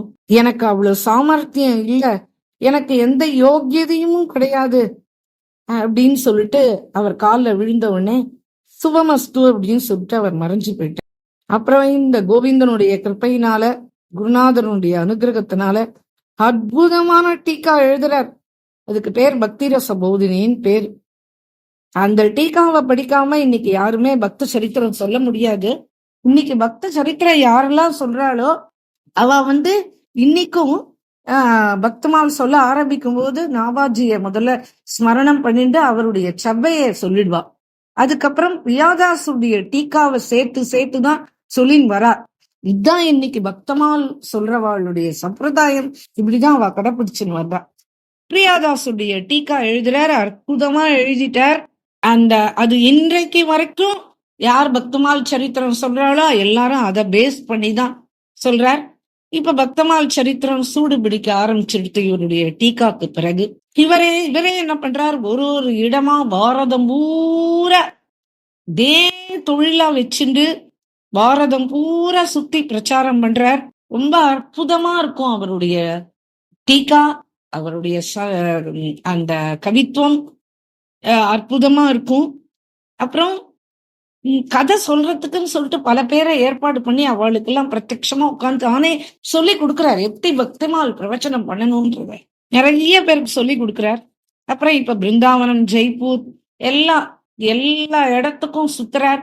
எல்லா இடத்துலயும் ராஜஸ்தான் எல்லா இடத்துக்கும் போறார். போய் அங்க எல்லா இடத்துலயும் கதை சொல்ல ஆரம்பிக்கிறார். இவருக்கு ஒரு மித்திரர் உண்டு. அவருடைய பேர் வந்து கோவர்தன் தாஸ் ஜி. அந்த கோவர்தன் தாஸுக்கு கதை எப்படி சொல்லணும், பக்தமால் சரித்திரம் எப்படி சொல்லணும்ன்றத கத்து கொடுத்திருக்காரு. அவர் மூலமா ஏகப்பட்ட பிரச்சாரம் நடந்திருக்கு. ஒரு சமயம் இவர் வந்து விரஜ் பரிக்கிரமா பண்ணணும்னு கிளம்பி வரார் பிரியாதாஸ் ஜி. இப்படி பரிக்கிரமா பண்ணிட்டு வரும்போது, அந்த சௌராசி கோர்ஸ் பரிக்கிரமா பண்ணும்போது நடுவுல ஓடல்னு ஒரு கிராமம் வரும். அந்த இடத்துக்கு வரார். அந்த ஓடல்ல வந்து ஒரு மகந்த் ஒருத்தர் இருக்கார். அந்த அவரோட பேர் வந்து லால்தாஸ் ஜி. அவர் என்ன பண்றார், இவருடைய காலில் விழுந்து நமஸ்காரம் பண்ணி சொல்றார், நீங்க கொஞ்ச நாள் இங்க தங்கணும். தங்கி உங்களுடைய பக்தமால் வந்து நீங்க சரித்திரம் இங்க சொல்லணும். இப்போ டாக்கூருடைய உற்சவம் வேற இப்ப நடந்துட்டு இருக்கு. இதை விட அற்புதமான சமயம் கிடையாது. இந்த உற்சவத்துக்காக நிறைய சந்துக்கள், நிறைய வைஷ்ணவர்கள் எல்லாரும் வருவா. இங்க கதா, சங்கீர்த்தன், அப்புறம் வந்து பண்டாரா விருந்து எல்லாமே நடக்கும். அதனால நீங்க இங்க கொஞ்ச நாள் தங்கி இருக்கணும். நீங்க ஒன்னும் இத்தனை நாள்ல பண்ணணும் அப்படிலாம் ஒன்னும் நீங்க பிரதிஜ்ஞை எடுத்துக்கலையே. விரஜ் பரிக்கிரமா பண்ணணும்னு நினைச்சுட்டு இருக்கேன். இங்க கொஞ்ச நாள் தங்கிட்டு இங்க கொஞ்சம் கதை சொல்லிட்டு அதுக்கப்புறமா நீங்க மேற்கொண்டு உங்களுடைய பரிக்கிரமாவை தொடரலாமே அப்படின்னு இவர் விண்ணப்பம் பண்ணிட்ட உடனே அவருக்கும் சரின்னு தோணித்து, சரின்னு சொல்லிட்டு அங்க இருக்கார். இந்த கதை கேட்கறதுக்கு நிறைய பேர், ஊர் ஜனங்கள், கிராமத்து வாசிகள், வைஷ்ணவர்கள், சந்துக்கள் மூல முடுக்குல இருந்து எங்கெங்க இருந்தோலும் இந்த உற்சவத்தை பாக்குறதுக்கும் வரா இல்லையா. நிறைய பேர் வரா. இந்த சமயம் பார்த்து திருடர்களும் அங்க வரா. இந்த ஒரு நாளைக்கு அங்கேயே தங்கி இருக்கா, கதை கேட்கிறா, நித்தம் பக்த சரித்திரம் கேட்கிறா. நான் இந்த திருடர்களுடைய மனசு பூரா இங்க எதை திருடலாம் அதுலயே தான் இருக்கு. அந்த கிருஷ்ணன் ரொம்ப அழகா இருப்பான், ரொம்ப சொட்டும் அப்படியே அழகு. அதுக்கு நிறைய நகை வேற போட்டு அலங்காரம் பண்ணிருக்கா. எல்லாம் தங்க நகைகள் தான் போட்டிருக்கா. சேவாக்கு வச்சிருக்கிற பாத்திரங்கள்லாம் பார்த்த எல்லாம் அந்த பகவானுக்கு பெரிய பெரிய வெள்ளி பாத்திரங்கள்லாம். இவன் வந்து கணக்கு பண்ணிட்டே இருக்கா, என்னைக்கு இவாள்லாம் ஏமாறுவா, என்னைக்கு இவாள்லாம் நல்லா தூங்குற சமயம் பார்த்து இதெல்லாத்தையும் எடுத்துட்டு போயிடணும்னு சொல்லிட்டு. ஒரு நாளைக்கு ராத்திரி இவா என்ன பண்றா, அந்த கதவை திறக்கிறா, எல்லா சாமானையும் எடுத்து கட்டிக்கிறா, அந்த பகவானையும் எடுத்துடுறா. அப்ப பக்கத்துல இருக்கிறவன் சொல்றான், டேய் எதுக்குடா பகவான் எல்லாம் எடுக்காதரா, நம்மளுக்குதான் இவ்வளவு வெள்ளி பாத்திரங்கள், இவ்வளவு பெரிய பாத்திரங்கள்லாம் கிடைச்சிருக்கு, இது போதும், போலாண்ட போடா, அதுலதான் இருக்கு எல்லாமே. அது சொன்ன தங்கம், சொக்க தங்கம், அது அதுலோட இல்லாம இவ்வளவு நகை போட்டிருக்கா, எல்லாத்தையும் நம்ம எடுத்துன்னு போய் தாண்டா ஆகணும், எல்லாம் எடுத்துன்னு போலாம்டா அப்படின்னு எல்லாத்தையும் மூட்டை கட்டிண்டா. அவ நேர கிளம்பி போயிட்டா. காலையில மங்களா தர்ஷனுக்காக கதவை திறக்கிறா. அங்க பகவான் காணோம், அங்க எதுவுமே காணோம். அதிர்ந்து போயிடுறா. உடனே போய் அங்க போய் லால்தாஸ் ஜி கிட்ட போய் சொல்றா, லால்தாஸ் ஜி இந்த மாதிரி எதுவுமே காணோம், இங்க என்னாச்சு அப்படின்னு சொல்லிட்டு ஓடி வரார், பாக்குறார், அழறார். எல்லாரும் ஜனங்க அங்க அங்க இருக்கிற சிஷ்யாலாம் வரா, கைங்கரியம் பண்றவாலாம் அதெல்லாம் அழறா. என்ன பண்றது, பகவான் இல்லாம. பிரியாதாஸ் கிட்ட ஓடுறார் லால்தாஸ் ஜி. பிரியாதாஸ் ஜி கிட்ட போய் சொல்றார், இந்த மாதிரி என்னவோ தெரியல, பகவான் திருடு போயிட்டான், நான் என்ன பண்ணுவேன், இனிமே ஆராதனைக்கு தெய்வம் இல்ல, என் கிருஷ்ணன் என்னை விட்டு போயிட்டானே, ஏன் எதனால எனக்கு ஒண்ணுமே தெரியல, என்ன அபராதம் நடந்ததுன்னு தெரியலையே அப்படின்னு உடனே பிரியாதாஸ் ஜி சொல்றார், லால்தாஸ் ஜி கவலைப்படாதீங்க, யாரும் அந்த மாதிரி எடுத்துன்னு போக முடியாது அந்த கிருஷ்ணனை அப்படி. இல்ல வந்து பாருங்க, அந்த இடம் காலியா இருக்கு, நான் என்ன பண்ணுவேன் அப்படின்னு சொன்ன உடனே பிரியாதாஸ் ஜிக்கு ரொம்ப சொல்ல முடியாத கவலை வந்துடுது. பிரியாதாஸ் ஜி அழறாரு அந்த இடத்துக்கு வந்து.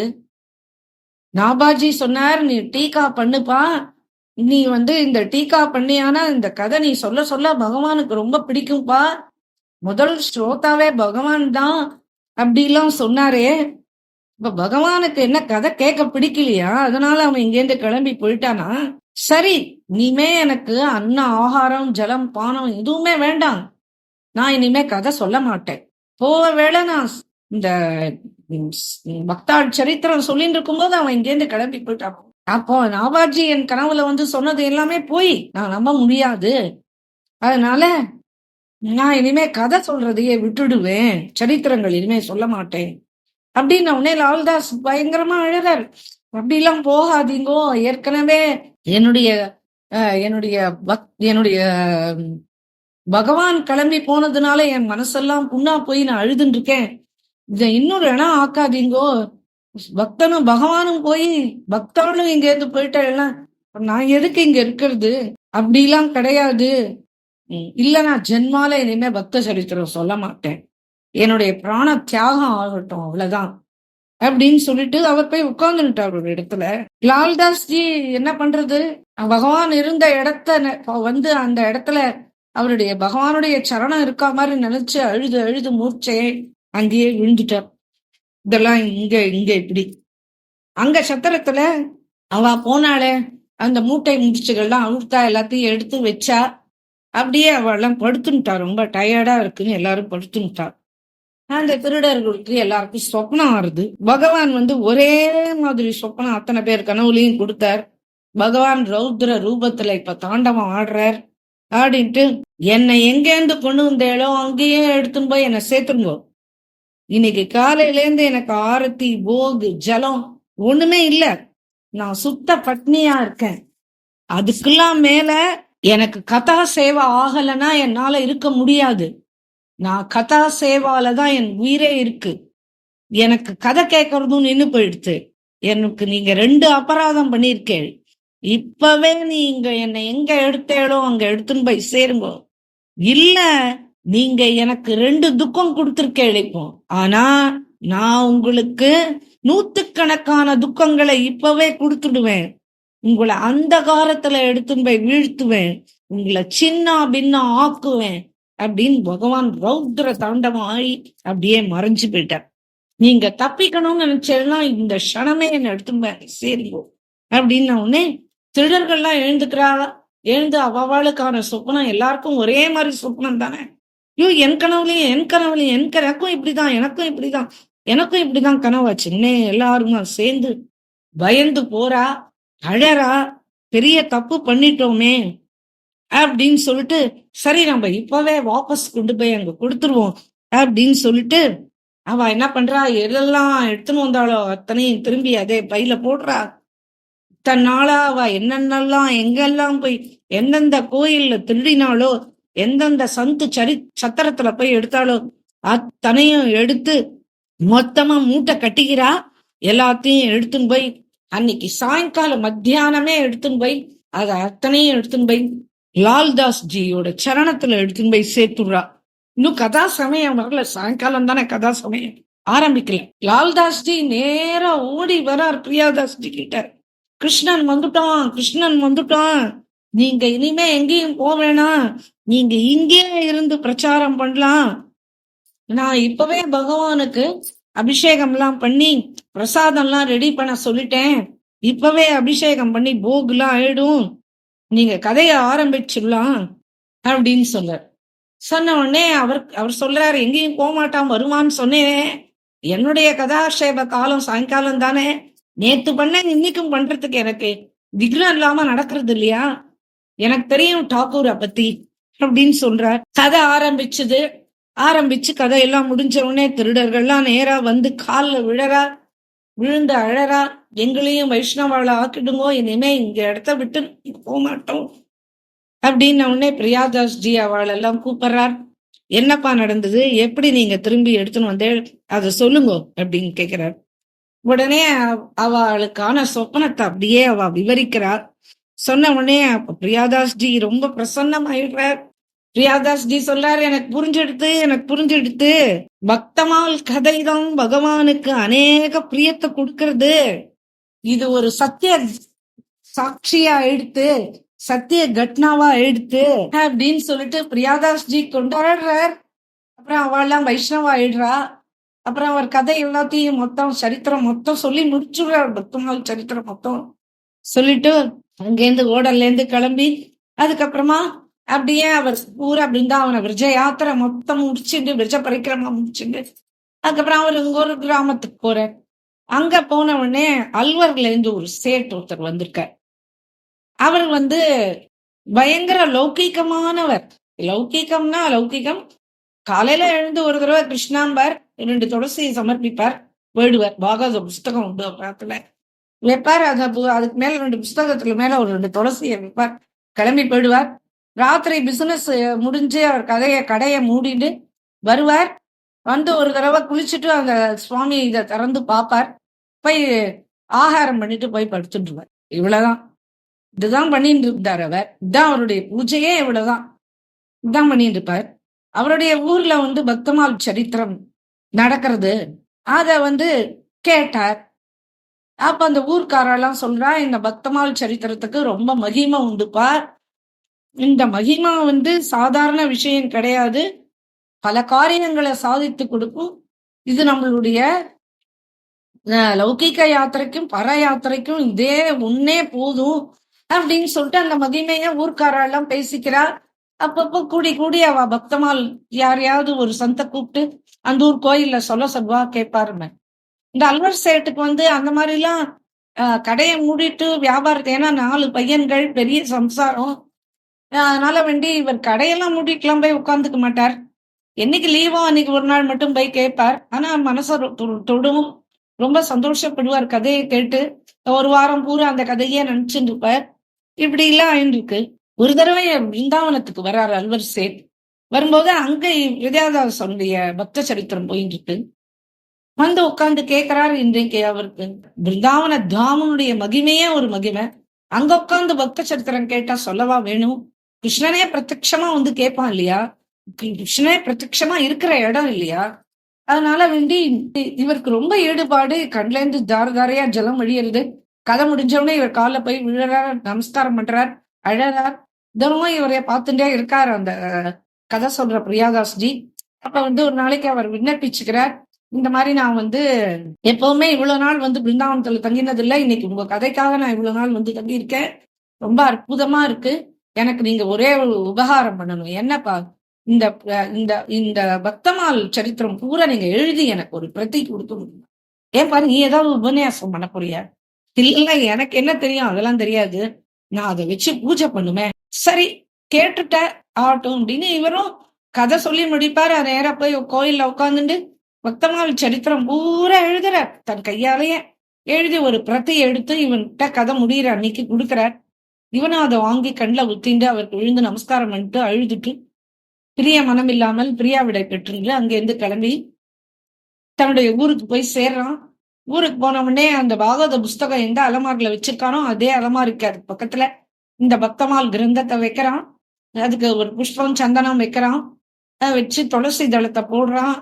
2 சொட்டு கண்ணீர் விடுறான். அந்த கதையெல்லாம் கேட்டதை நினைச்சுட்டு 2 சொட்டு கண்ணீர் விடுறான்.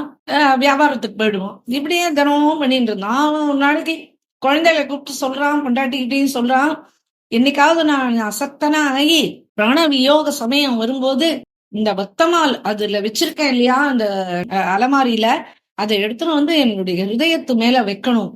இது செய்வேளா அப்படின்னு தன் குழந்தையில கேக்குறேன். அவளும் சரிப்பா சரிப்பா அப்படின்னு. இப்படி நாள் போயிட்டே இருக்கு. ஒரு நாளைக்கு இவன் படுத்த படுக்கையா ஆயிட்டான். ராத்திரி வேலைக்கு போயிட்டு வந்தான்.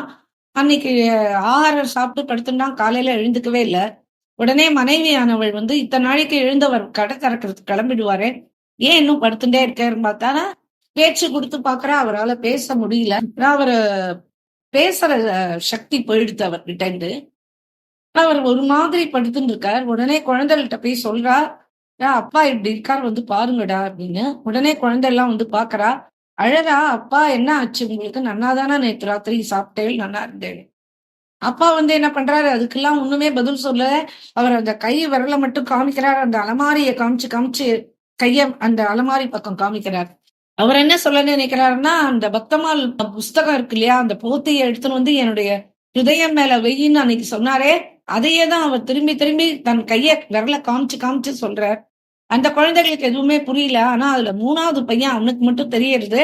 அப்பா, ஆமா அன்னைக்கு ஒரு நாள் சொன்னாரே, ஏன்னா அசக்தனா ஆயிட்டேன்னா நீ அந்த புஸ்தகத்தை எடுத்துன்னு என்னுடைய ஹிருதயத்து மேல வைக்கணும். ஓ, அதுதானா இப்ப அப்பா சொல்றதுன்னு சொல்லிட்டு ஓடி போறான். ஓடி போய் அந்த புஸ்தகத்தை எடுக்கிறான். எடுத்துன்னு அது அப்பாவுடைய ஹிருதயத்து மேல வைக்கிறான். வச்ச உடனே 5 நிமிஷத்துக்கெல்லாம் கண்ல இருந்து தாரைய தண்ணி கொட்டுறது. அவர் உடனே எழுந்து உட்கார்ந்துட்டார். பேச ஆரம்பிக்கிறார். என்னப்பா, என்ன ஆச்சு உங்களுக்கு? இப்ப என்ன நீங்க இப்படி பேசுற, என்ன ஆச்சு அப்படின்னு கேட்டவுடனே, இல்லப்பா இந்த மாதிரி என்னை வந்து யம தூதர்கள் வந்து இழுத்துன்னு போகணுன்றதுக்காக வேண்டி என்னை பிரயத்தனம் பண்ணி என்னை பாச இதை கயிறை போட்டு என்னை கட்டினா, நான் உங்ககிட்ட சொல்லியிருந்தேன் இல்லையா, என்னை எப்போ அசக்தனாயி நான் படுத்த படுக்கை ஆயிட்டேனோ அப்ப நீங்க இந்த புஸ்தகத்தை எடுத்துட்டு வந்து என்னுடைய ஹிருதயத்து மேல வேங்கோன்னு சொல்லிட்டு, அந்த புஸ்தகம் வேற ஒண்ணும் இல்லப்பா, சகல பக்தர்களுடைய பக்தமால் சரித்திரம். அந்த சரித்திரம்னா என்ன, அதுக்கு உயிர் இருக்குப்பா. பக்தாளுக்கு வந்து சிரஞ்சீவிகளவா, அவ என்னைக்குமே அவளுக்கு வந்து தேக வியோகம் கிடையாதுப்பா, அவ நித்தியவாசம் பண்ணுவாப்பா. அதனால அந்த பக்தர்கள்லாம் என்னுடைய இருதயத்து மேல வந்து உட்கார்ந்த உடனே இந்த யமதூதர்கள்லாம் என்னை அப்படியே விட்டுட்டு ஓடி போயிட்டாப்பா. அதனாலதான் இப்ப நான் எழுந்து உட்கார்ந்துட்டேன். என்னை பற்றின யம விட்டுருத்துப்பா, யம வலை என்னை விட்டு போயாச்சு. இப்போ வந்து நான் வந்து கிளம்பிட்டேன். எங்கப்பா அப்படின்னு கேக்குறா. தோ த பார் கபீர்தாஸ், தோ பார் துளசிதாசன், தோ பார் அக்ரதாஸ், எல்லா பக்தர்களும் என்ன சூழ்ந்து இருக்காப்பா. இப்ப அவ விமானம் எடுத்துன்னு வந்துட்டாப்பா. அந்த விமானத்துல பக்தாளோட நான் பயணிக்கிறேன்னு அப்படியே அந்த விமானம் இவளுடைய கண்களுக்கு ஊன கண்களுக்கு தெரியறது. அப்படியே அதுல அவர் கிளம்பி பக்த சாம்ராஜ்யத்துக்கு பக்தாளோட போயிட்டார், பகவானுடைய சாம்ராஜ்யத்துக்கு. என்ன அப்படின்னா இதுல ஒரு விசேஷமும் இல்ல. தினம் ஒரு துளசி தளம் வச்சார். அந்த பக்த சரித்திரத்தை சிரவணம் பண்ணதை நினைச்சு தினம் ஒரு பொட்டு கண்ணீர் விட்டார். அதனுடைய பலாபலன் இன்றைய தினம் அவர் வந்து யம வாதனைகளுக்கு ஆளாகாம இந்த பக்தாள் வந்து அவ விமானம் எடுத்துன்னு வந்து கூட்டின்னு போற பாக்கியம் கிடைச்சது அவருக்கு. அப்போ அவளுடைய குழந்தைகள் இருக்கா இல்லையா, அந்த குழந்தைகள் என்ன பண்றா, இவரண்ட வந்து இந்த விஷயத்தெல்லாத்தையும் சொல்ற. உடனே அவர் ரொம்ப ஆஹா, இப்படி ஒரு பக்தமாலனுடைய மகிமை இப்படி இருக்கா, இப்படி எல்லாம் நடந்திருக்கே அப்படின்னு சொல்லிட்டு அவர் ரொம்ப சந்தோஷப்பட்டுக்கிறாரு. இதை கேட்ட உடனே இந்த பக்தமாலனுடைய மகாத்மியம்னு ஒண்ணு எழுதியிருக்கா. அந்த மகாத்மியத்துல வைஷ்ணவதாஸ்ஜின்னு பிரியாதாஸ்ஜியுடைய ஒரு சிஷ்யர், அவர் வந்து இந்த அல்வார் சேட்டனுடைய வித்தாந்தம் பூரா இந்த பக்தமாலுடைய மகாத்மியத்துல எழுதி வச்சிருக்கார். ஹரே கிருஷ்ணா ஹரே கோவிந்தா அப்படின்னு சொல்லிட்டு தானே அவர் பக்தாளோட சேர்ந்து போயிடுறார். இது வந்து பிரியாதாஸ்ஜி உயிரோட இருந்த காலத்திலேயே நடந்தது. இது பிரியாதாஸ்ஜியுடைய மனசுல வந்து ரொம்ப சந்தோஷத்தை இன்னும் மேற்கொண்டு அவருக்கு இன்னும் உற்சாகம் வந்தது. இப்போ பிரியாதாசனுடைய மித்திரர் கோவர்தனதாஸ்னு ஒருத்தர், அவரும் ரொம்ப அழகா கதை சொல்லுவார். இந்த பக்தமால் சரித்திரம் அவருக்கும் சொல்லி வச்சிருக்கார் பிரியாதாஸ்ஜி. அந்த கோவர்தனதாஸ்ஜி ரொம்ப சாமர்த்தியம் இருக்கவர், ரொம்ப அழகா சமர்த்தமா சொல்லுவார் இந்த கதைய. இவர் வந்து சாமர்கிஜின்னு ஒரு இடம், அது அந்த இடத்துல போய் இவர் வந்து கதை சொல்றதுக்காக வேண்டி இந்த பிரஜத்துல இருந்த கோவிந்த்ஜி தான் வந்து ரூப கோஸ்வாமிய பிரகடனம் பண்ணாரு. அதுக்கப்புறம் வந்து அத வந்து அவ வந்து ஜெய்ப்பூருக்கு எடுத்துன்னு போயிட்டா இல்லையா இந்த யமனர்களுடைய இதனால. அங்க போய் தானே அவர் இருக்கார். அந்த ஜெய்ப்பூர்ல தானே சாட்சாத் கோவிந்த்ஜி இருக்கார். சுவாமிக்கு கைங்கரியம் பண்ணிட்டு இருக்கிற கோஸ்வாமி பேர் வந்து ஸ்ரீ ராதா ரமன் தாஸ் அப்படின்னு சொல்லிட்டு. அவர் வந்து என்ன பண்றார், இந்த கோவர்தன் தாஸ் ஜி வந்து ரொம்ப அற்புதமா கதை சொல்வாரு. இவர் வந்து இங்க வரார், கோவிந்த் தேவ்ஜிய பாப்போம், இந்த சமர்கிஜிக்கு போனோம் அவர் ஆக்சுவலா. அதுக்கு நடுவுல இந்த ஜெய்ப்பூர்ல இறங்கி இந்த கோவிந்த் தேவ்ஜிய தர்ஷனம் பண்ணின்னு போலாமேன்னு வரார். உடனே இந்த இவர் இங்க இருக்காரு இல்லையா, இந்த ராதாரமன் தாஸ் வந்து அந்த கோவர்தன் தாஸோடைய கால்ல வந்து விழுறார். விழுந்து இவர் சொல்றார், நீங்க கொஞ்ச நாள் இங்க தங்கி கதை சொல்லணும், நீங்க சாமர்கிஜிக்கு வரேன்னு தான் சொல்லியிருக்க கதை சொல்றதுக்கு, நீங்க சரியான நேரம் சமயம்லாம் சொல்லல இல்லையா, நாள்லாம் குறிக்கல இல்லையா, அதனால நீங்க கொஞ்ச நாள் இந்த கோவிந்தை உங்களுடைய கதையை கேட்கட்டும், அதனால நீங்க கொஞ்ச நாள் இங்க இருக்கிற ஜனங்களுக்கு நீங்க பக்த சரித்திரம் சொல்லுவேலாகட்டும் அப்படின்னு சொன்ன உடனே சரி அப்படின்ட்டு இவரும் அங்கேயே தங்கி தினம் கோவிந்த்ஜியோட தரிசனம், தினம் பக்தமால் சரித்திரம் இதெல்லாம் சொல்லிட்டு இப்படியே கொஞ்ச நாள் இருந்துருக்கார். அப்புறம் இவர் நினைச்சுக்கிறார், அது பக்தமால் பெரிய இது இல்லையா, அதனால நான் வந்து சொல்லத்துக்கு நிறைய நாள் ஆகும், இப்ப இதோட இன்னையோட நிறுத்திக்கிறேன், நான் திரும்பி வரும்போது இங்க வந்து திரும்பி அந்த சரித்திரத்தை தொடர்ந்து சொல்லி முடிக்கிறேன், அதனால நான் கிளம்பி சாமர்கிஜி போகணும் அப்படின்னு கிளம்பிடுறார். சரி அப்படின்னு இவரும் விடை கொடுத்துடுறார். இவர் பல மாசம் அங்க போய் சாமர்கிஜியில இருந்து பக்தமால் சரித்திரம் பூரா இந்த உபன்யாசம் பண்ணி முடிச்சுட்டு திரும்பியும் கிளம்பி இங்க வரார். வந்த உடனே ரொம்ப சந்தோஷமாயிடுறது, சொன்ன மாதிரியே இவர் திரும்பி வந்துட்டாரே அப்படின்னு சொல்லிட்டு உடனே சரி கதை சொல்ல, இன்னில இருந்து நான் சொல்ல ஆரம்பிச்சிடுறேன் அப்படின்ற. கதை சொல்றதுக்கு கோவிந்த் தேவ்ஜியை போய் பாக்குறார். பார்த்துட்டு இங்க வந்து கதை சொல்றதுக்கு உட்கார்றார். அவ தெர போட்டுட்டு போக் பண்ணிட்டு இருக்கா. இவர் கதை ஆரம்பிச்சுட்டார். ஆரம்பிச்சு இவர் வந்து கடைசியா என்ன அத்தியாயத்துல முடிச்சேன், எந்த சரித்திரம் கடைசியா உங்களுக்கு சொன்னேன் அது சொல்லுங்க, கடைசி சரித்திரத்தோட பேரை சொல்லுங்க அப்படின்னு கேட்டா யாருக்கும், அந்த ஊர் வாசிகள் யாருக்குமே சொல்ல தெரியல, யாருமே சொல்லல. உடனே அவர் சொல்றார், இதுல இருந்து நீங்க எப்படி கேட்டிருக்கேன்றது எனக்கு புரியறது. யாருக்கும் ஸ்ரத்த இல்ல, கதை சரித்திரம் கேட்டா அந்த சரித்திரத்தை திரும்பி மனனம் பண்ணி பார்க்கணும். அந்த சரித்திரத்தை உங்களுக்கு கேட்கறதுல ஸ்ரத்த இல்ல, உங்களுக்கு அதனால ஞாபகம் இல்ல. இப்ப நான் கேட்டா நீங்க யாரும் அதுக்காக சொல்லல, அதனால எனக்கு மனசு ரொம்ப ரொம்ப கஷ்டமாயிடுது. அதனால நான் இனிமே கதை சொல்லல, இங்க நான் கிளம்புறேன் அப்படின்னு எழுந்துக்கிறார். அப்புறம் இவர் எழுந்த உடனே இவருடைய பேரை சொல்லி கூப்பிடுறார். கோவர்தன், கோவர்தன் தாஸ், கோவர்தன் தாஸ் அப்படின்னு கூப்பிடுறார். யார் கூப்பிடுறா அப்படின்னு இவர் நாலா பக்கமும் திரும்பி பாக்குறார். அங்க பர்தா போட்டிருக்கு, போகாயின் இருக்கு. ருக் ஜாயியே, நீ அங்கே இரு, போகாத, இரு இரு அப்படின்னு, நீ போக கூடாது, இரு அப்படின்னு. யாரு அப்படின்னு, யார் பேசுறது அப்படின்னு கேக்குறார். நான் தான் கோவிந்த் தேவ் பேசுறேன் அப்படின்னு சொல்றார் பகவான். அப்படியா அப்படின்னு சொல்லிட்டு இவருக்கு ஒண்ணுமே புரியல. அதுக்குள்ள பர்தா எடுத்துட்டா. உடனே இவர் ஓடி போய் காலில் விடுறார். உடனே அவர் சொல்றார், நீ யாரெல்லாம் கேள்வி கேட்டியோ அவெல்லாம் 2ஆம் நம்பர் ஸ்ரோதா. பிரதம ஸ்ரோதா யார் தெரியுமா? நான் தான் பிரதம ஸ்ரோதா. நான் தான் பக்தமால கேட்டுன்னு இருக்கேன் இங்க உள்ள இருந்துட்டு. நான் கேக்குறேன்றத நீ மனசுல வச்சுப்போ. நீ கடைசியா சொன்ன சரித்திரம் என்ன தெரியுமா? ரைதாஸோட சரித்திரம் தான் கடைசியா சொல்லியிருக்க. போதுமா? மீதிய தொடர்ந்து ஆரம்பி, நான் கேக்குறேன் அப்படின்னு கோவிந்த் தேவ்ஜி உள்ளேந்து சொல்லி அவருக்கு எதிர்க்க பிரத்யட்சமா பேசின உடனே அவருடைய சந்தோஷம் பிடிபடல. கண்லேந்து தார தாரையா தண்ணி வர்றது. அவருடைய சரணங்களை அப்படியே ஆலிங்கனம் பண்ணிக்கிறார். அப்புறம் அந்த மாலையை எடுத்து அந்த கோஸ்வாமி இவருடைய கழுத்துல, பகவானுடைய கழுத்துல இருக்கிற மாலையை இவருக்கு போடுறார். திரும்பி வந்து உட்கார்ந்துண்டு மீதி பூரா இருக்கிற சரித்திரங்கள் பூரா ஒன்னொன்னா ஒரு நாளைக்கு ஒன்னொன்னா சொல்றார்.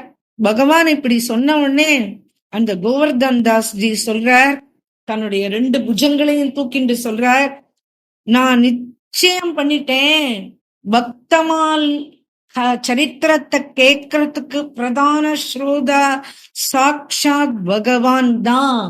ஹரிஜி ஆயியே, ஹரிஜி விராஜியே, சுனோ கதா இத்திஹாஸ் அப்படின்னு சொல்லிட்டு அன்னைக்கு அவர் பாடினார் இல்லையா, அதை நான் நினைச்சு பாத்துக்கிறேன். சம்பூர்ண பக்தமால் வந்து நாபாஜி என்ன எழுதினாரோ அத கடைசியில யார் இத வந்து பக்தர்களுக்காக இப்படி சர்வஸ்வமும் அந்த கிரிதருக்காக தான், அந்த கிரிதருக்காக இப்படி யார் வந்து இதுக்கு டீகா வியாக்கியானம் எழுதினாரோ பிரியாதாஸ் ஸ்ரீ மகராஜ். அதனால என்னுடைய வாழ்நாள் பூரா பக்த சரித்திரம் தவிர நான் வேற எதுவுமே சொல்ல மாட்டேன். ஏன்னா சாட்சாத் கிரிதரே இத வந்து உட்கார்ந்து கேட்கறதுனால என்னுடைய ஜீவன் பூரா இந்த சரித்திரம் தான் நான் சொல்லுவேன் அப்படின்னு சொல்லிட்டு சொல்றார். இந்த கட்னாவை போய் இவர் பிரியாதாஸ் ஜி மகராஜ் கிட்ட சொல்றார், இந்த மாதிரி ஜெய்ப்பூர் போயிருந்தேன், இந்த மாதிரிலாம் நடந்தது, சாக்ஷாத் பகவானே பிரகடனம் ஆனார், சாக்ஷாத் பகவானே இப்படி எல்லாம் சொன்னார் அப்படின்னு இது எல்லாத்தையும் பிரியாதாஸ் ஜி கிட்ட போய் சொன்ன உடனே பிரியாதாஸ் ஜி அளவு கடந்த சந்தோஷத்தை, இப்படியாக இந்த பக்தமால் என்கின்ற பக்தமாலை இன்றைக்கும் வந்து அயோத்தியில ராம் தர்பார்ல ராம் டோலோத்சவம் ஆனாவிட்டு எப்படி ஒரு ஜக்குல பால் எடுத்துன்னு வந்து வைக்கிறாளோ அதே மாதிரி இந்த நாபாஜியுடைய இந்த பக்தமால் சரித்திரத்தையும் வைக்கிறா. தினமும் அதுல ஒரு கதை பகவானுக்கு சீதம்மா படிச்சு சொல்றா அப்படின்னு சொல்லிட்டு அந்த பக்தர்கள் இன்னைக்கும் நம்புறா. இந்த பக்தமால் சரித்திரத்து மேல பகவானுக்கு அத்தனை பிராணன். பக்தாள்னா அவனுக்கு உயிர். பக்தாளுக்காக அவன் எதையும் செய்ய தயார். இதுக்கப்புறமா பிருந்தாவனத்துல 2 சந்துக்கள், மாதவ் தாஸ் ஜி மகாராஜ், அப்புறம் ஜெகநாத் பிரசாத் ஜி மகாராஜ். இப்படி இவாளும் இந்த பக்தமாலை இன்னும் பிரகாசம் அடைய வச்சா. இப்படி இது சாமானிய வாச்சகம் இல்ல. இந்த விளக்கங்களும் அற்புதம். அவளுடைய பிரேம சீதாராம் மேலயும் ஷியாம் சுந்தர் மேலயும் அளவிட முடியாதது. இந்த மகாபிரபு லீலாக்கள் எல்லாம் சுந்தர பதங்களை பாடி இருக்கார் மாமா பிரயாக்தாஸ் ஜி மகாராஜ்ன்றவர். எப்படி வெளி வந்தது, பக்த சரித்திரம் எப்படி பிரகடனம் ஆச்சு அப்படின்னு சொல்லிட்டு நாபாஜி மகாராஜனுடைய சரித்திரத்தை இன்னைக்கு ஸ்மரிச்சுக்கிற பாக்கியம் நம்ம எல்லாருக்கும். இது சாக்ஷாத் ஸ்ரீ குருநாதருடைய கிருபையை தவிர வேற ஒண்ணுமே கிடையாது. நான் என்ன கேட்கிறேனோ அதை நான் கேட்டு அனுபவிக்கிற சந்தோஷத்தை என் கூட இருக்கிற எல்லாருமே அனுபவிக்கணும்ன்றதுக்காக தான் இந்த மாதிரி சரித்திரங்களை நான் சொல்லிட்டு வரேன். ஸ்ரத்தையோட கேட்டு நம்மளும் பகவானுடைய கிருப்பைக்கு ஆளாகணும். கிருஷ்ண கிருப்பை நம்ம எல்லாருக்கும் கிடைக்கணும். ராதே கிருஷ்ணா சதீஷ். ஜெய் போலோ பிரேமிகேந்திர சத்குருநாத் மகாராஜ் கி ஜெய்.